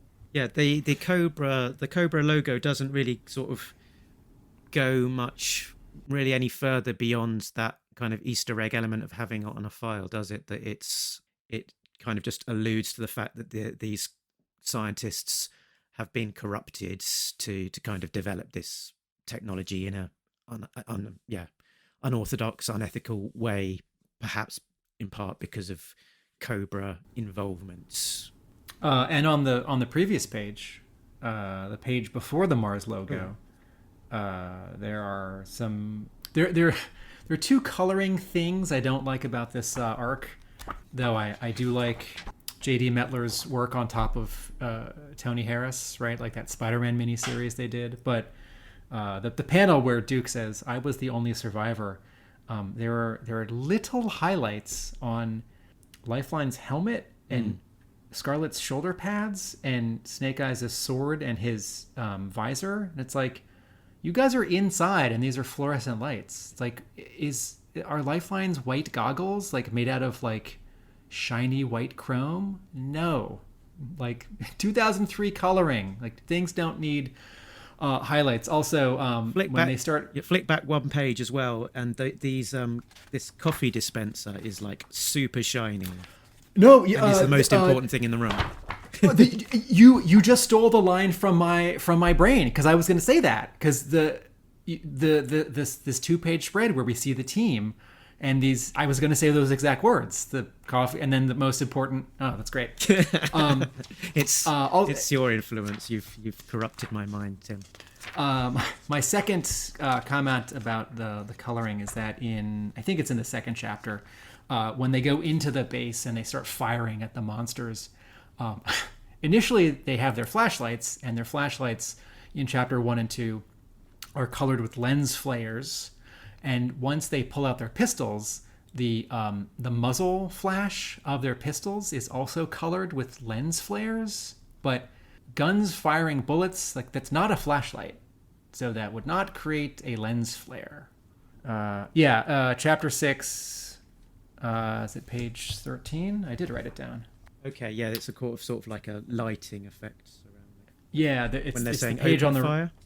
Yeah, open fire. So, like that like if those guns like had like light bulbs on the fronts or like camera flashes, and the light like blinked when it fired a bullet in that first panel, yes, you'd get that sort of diagonal effect, and then that halo, the circle around it in panels 1 and 2. J.D. Metler turned into a fine colorist. There's a little too much K, there's a little bit too much black in many of these scenes, but so that, this is a pretty good looking comic story. But guns are not flashlights. Dan, did you have any Easter eggs in this story that we've not talked about? I don't. None that I can think of. None that I can remember. I mean, this has been a really cool journey down memory lane. But yeah, like you were saying, it's almost 20 years ago, and boy, I've written a lot of stories since then. One thing that I meant to ask earlier, but somehow forgot, was I've heard the other side of the story from Brandon Jerwa about the sort of that shortlist exercise for pitching the ongoing G.I. Joe book. And as he tells it, he found out that you were the other person on the shortlist and was so excited because he thought you were such a great writer that he immediately reached out to talk to you about how it was all how it's all going, and sort of with that enthusiasm. What was it like being on the receiving end of that slightly weird communication? I love Brandon. We've been friends since that contact. I hang out with him at cons every chance I get. In fact, my wife and I had a trip planned to Seattle to hang out with him. We were going to go in fall of 2020. And, circumstances involving viruses and whatnot got in the way of that. But Brandon is awesome, and I look forward to hanging out with him whenever I can, whenever that's travel and other circumstances permit. Very good. I have one last negative note and one last positive note for my thoughts on these 4 issues. To start with the negative, there are 2 lines in this story. It's sort of about Snake Eyes' coolness, where in issue 7, chapter 3, page 12, Frostbite says, "I'm never going to be as cool as he is, am I?" He says this to Scarlet, and she says no. And then in the final chapter, Airtight at the end says, after he's rescued Duke, maybe not completely useless after all. And that the first bit with Snake Eyes strikes me as a little external, because we all know as readers and fans that Snake Eyes is the coolest. I feel like if you're a Joe in the real world, it's not like you feel inferior to him. It's the opposite. It's that you are just so excited to have such a loyal expert on your team, and you're all gonna do your best for each other. And then sort of this bit with Airtight at the end, I feel like that's external, where it's like kids holding an action figure. What do I do with Airtight? His helmet doesn't come off, and he's only for when there's toxic gas. It's well, I don't play my G.I. Joe toy games with toxic gas. I have guys shoot each other with these fake little guns. So it's well, I got Airtight for my birthday. That's a useless figure. And he's only in 2 episodes. And I think the dialogue in the first chapter, where this is the one team, this is the best team for this mission, negates the need for Airtight to say, I guess I was needed on this mission after all. It's no, we've already established that this may be a biohazard environment. We definitely need Airtight. So from the logic of the moment, yes, I'm glad Airtight has that spare mask for Duke to get out of the steam or gas or sadness cloud. But I didn't need Airtight to bash himself for the sake of me as the reader. But there are lots of lines in this that I really like. In issue 6, chapter 2, when Lifeline talks about why Duke left him behind. The 4 Joes go into the hole in the ground, and Duke's no, Lifeline, you stay here with Airtight. And then Lifeline says to Airtight, no, he left me here because I might turn into a werewolf. Right? And I'm sorry I'm making that a joke, but in the moment, it's a great line, and things turn really serious for that moment, and I'm suddenly worried about him and Airtight, and also like, oh, Duke, how could you be so cold? But yeah, Lifeline did get maybe sort of slashed by one of these monsters. He might turn into one. And the final page of the final chapter, there's a nice sort of denouement, and we get this last bit about Lifeline being okay, and Duke has the final word. I don't love how Javier Pina draws the snowcat like backed up against the door of this base. I would have put it sideways because I feel like it's not. Anyway, but so shake your leg. Let's move. It's cold out here. Duke getting the final say in this scene, in this story arc where sort of he's put through the emotional ringer because he has to confront this mission that he failed on, and he gets everyone out, including the British rock climber, Mr. Trellis. Yeah, the ending. Ending a story is hard to do. Ending it in a way that doesn't feel, trite or convenient is also hard to do. And I sort of wanted, for like logic's sake, sort of wanted there to be more story with Lifeline getting injured. And on the final page, Duke hands him this chit and says, "Oh no, your test came back negative." And life, it's not going to be an ongoing story point where Lifeline's like confined to headquarters for a year, and there's some like scene where we check in the main book, or another Frontline arc where it's like, oh yeah, Lifeline might turn into a polar bear, so we have to keep him inside. So the story is, what I'm trying to say is, the story wraps up nicely. I think I knew that the final line of dialogue was going to be, "It's cold out here." Like when I started writing the scripts, I like to know how something is going to end, even if I have not really much of an idea what happens between the beginning and the end. I really like to know what the last line of dialogue is in a story, if I can make that work. And so it's kind of like I was just building toward that the whole time. So I'm glad you liked it. And for the parts that you didn't like, yeah, that's good points. That was 20 years ago, me. Yeah. That guy sucks. I will add for the historical record.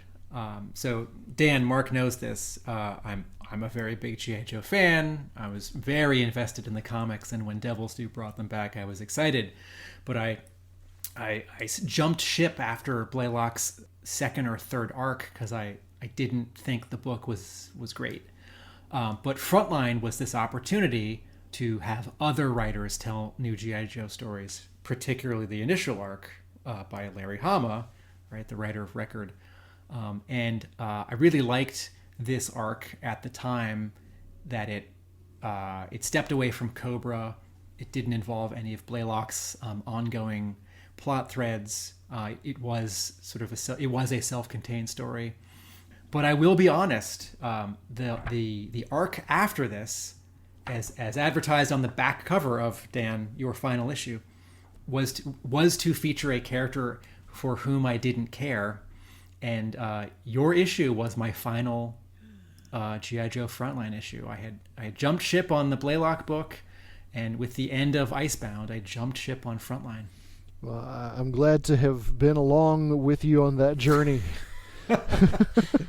Excellent. I think we've eaten up huge amounts of your time, Dan. So sort of, just to give you a final opportunity for final thoughts, and also to promo the things that you're working on at the moment, and where people can find you, and that kind of stuff.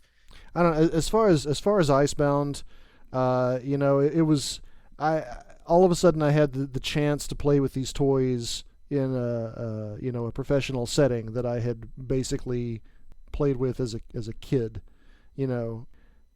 There's two sides of the coin. There are people who say, "Oh, I don't want to work on anything that I didn't create because, I don't control it. I don't have the final say. It's not my character. I just want to do stuff that's original to me." and there's a lot to be said for doing original stuff. It's what I'm doing now. But being able to step in and actually contribute to the canon of something that you loved as a kid or you loved as an adult. At one point for Dark Horse, I got to write a really short Star Wars story. And there's really nothing like stepping into a universe that you already know and that you love and being able to contribute to it. So, I was just thrilled beyond imaginings when Devils Do said, yes, we like the sound of this project, go write some G.I. Joe. And, the only thing that I would do differently about it now, I would like to think that over the last 20 years I've become a better writer. So, I would like to, if I could, and not that I'm going to, but if I were given the chance to do this again, I would like to think that I could do it better now. So, I'm just basically grateful to the G.I. Joe universe as a whole for letting me play in their sandbox. As far as where you can find me, it's I'm at danjolley.com, and that's DANJOLLEY.com. And these days I am primarily a novelist. I've got I can't seem to settle on a genre. I've done some stuff for kids, got some kids urban fantasy type material, and then for adult audiences, got a science fiction superhero trilogy called the Grey Widow trilogy. Have my first ever mystery thriller out now called The Storm, and my first ever fantasy novel comes out on October 15th. That is a hybrid fantasy detective novel called The Rune Master Homicide that I'm really, really excited about. So if you go to danjolley.com, you can see everything I've ever done, and you get a preview of The Rune Master Homicide. I've got the whole first chapter there for anybody to read. And if you sign up for my newsletter, which is called Sequential Dan, and that's me like in the photo comic strip format, giving you information that comes out once a month. And if you sign up for that, then you get a free 10,000 word short story that I wrote specifically for the subscribers. You can't get that anywhere else.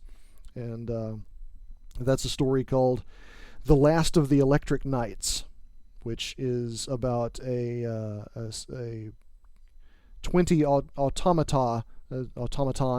However, they're robots. The robots that were built by Nikola Tesla after he accidentally fractured the walls between realities. And these are guardians of this world who track down entities that have come through and inhabited and corrupted creatures and people from this world. It's a little bit out there, but it's really good, and I think you'll like it if you give it a shot. Dan, are you on social media? Are there other places people can find you? I'm kind of a geezer, and so I'm mostly on Facebook. You can find me on Facebook. And I do have a Twitter account that I sometimes use, and I have an Instagram account that I haven't really used much. I need to get one of the younger members of my family to give me a little Instagram coaching so I can do that better. But yeah, Facebook mainly, and if you feel like sending me a direct message or whatever, I respond to anybody that reaches out. Yes, I'm aware of this. Thank you. It was a quick response. I was amazed. Listeners, you too can bother Dan Jolley on Facebook. So, Dan, thanks so much for entertaining us with this arc back in 2003. And present day Dan, thank you so much for taking the time to talk us through the details and all about what was happening back in writing for Devil's Due back in the day. So it's been a thrill to get all of that insight and really sort of enrich the whole process of looking back on these issues. So thank you for your time. It was great for you to join us. Thanks for having me. Thank you for taking my light punches, and thank you for taking the time and for answering our questions. Oh, no problem. This has been fun. Should we yo-joage it? Do you think? Sure. So it's a tricky one. I enjoyed it. I liked this sort of foray into, the what if G.I. Joe met the Thing.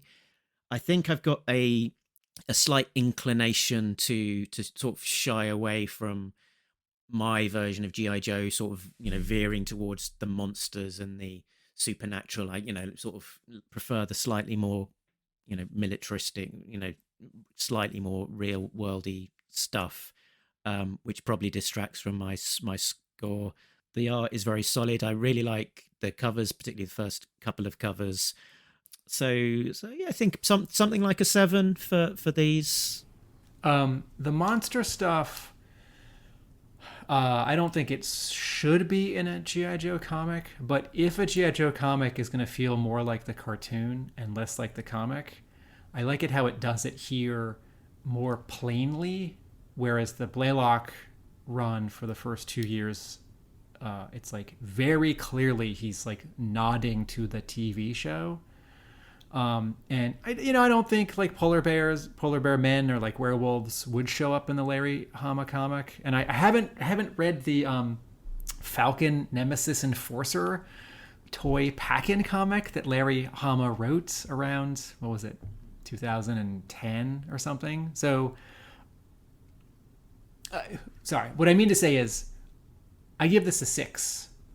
I would give this a 7 if the colors were a little less busy with all of the like water splatter patterns, all the texturing, particularly in the final chapter.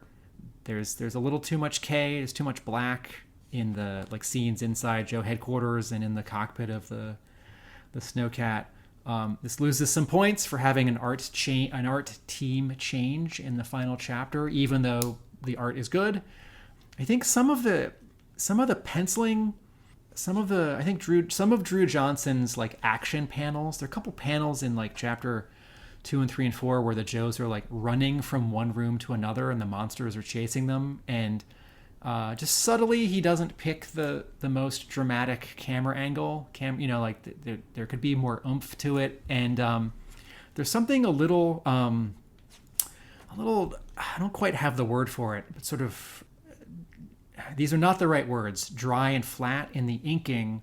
I really see it in, I think, chapter 3. There are some diagonal patterns that are inked into the ice formations. And I think sometimes the inking treats every material the same, whether it's like a leather pouch, a jacket, a big chunk of ice. So I'd like a little more differentiation in the inking.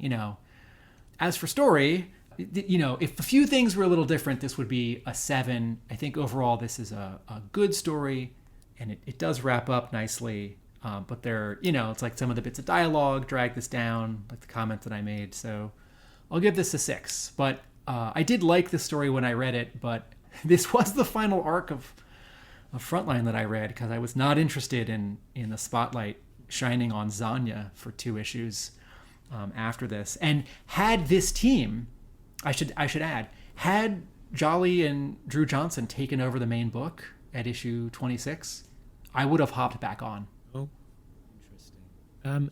It's probably worth calling out as well that Larry Hama did work on a book called Spooks, which is a kind of military versus supernatural book, and indeed features werewolves. I don't know if you've ever read this. This is for Devils Do, right? This was developed by Robert Salvatore, the guy who's written a bunch of Dungeons and Dragons novels, and I think his son, and I think another writer, and I think the development was brought to Hama and like that Devils Do, and it didn't run very long. There are only 4 issues of it. Oh right, okay. And the second series went for 4 issues. Okay. So yes, Hama did write yes, you make a good point that it's not like out of his it's out of his G.I. Joe like oeuvre, but it's not out of his oeuvre. Yeah. So next time on Talking Joe Disavowed, we will be looking at G.I. Joe Frontline, issue 9 to 10, which is called Family History and shines a spotlight on Zanya. It is the book that broke Tim back in 2003 and decided that he would throw the comics out of the window and stop collecting them. But so what shall we think almost 20 years on when he actually gives them a chance and reads through them? Back over on the regular show, we will be continuing to cover the Real American Hero issues as they come out. We've just concluded Murder by Assassination and heading on into the Spotlight issues with Storm Shadow taking the first spotlight in issue 286. And then we'll have all sorts of other bonus shows like looking at people's art collections in between. So keep an eye out on the YouTube channels. Tim, where can people find you? My store, Hub Comics, is open 7 days a week. That's in Somerville, Massachusetts. So hubcomics.com. I'm at realamericanbook.com, and I'm also on Facebook. Excellent. And continuing to drop great nuggets like your recent look at the designs by Ron Rudat for Torch. Fascinating stuff.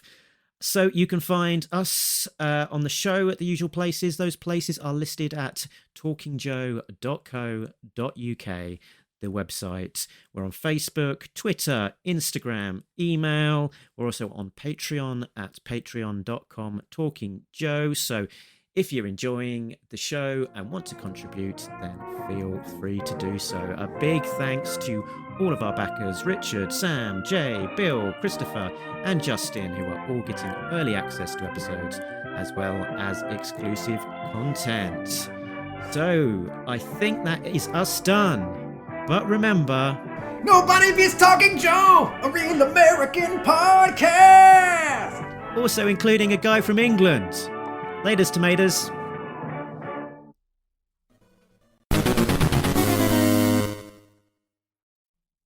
And we are done. I feel a little bad being so nice and complimentary while we're talking to Dan Jolley, and then I only give it a 6.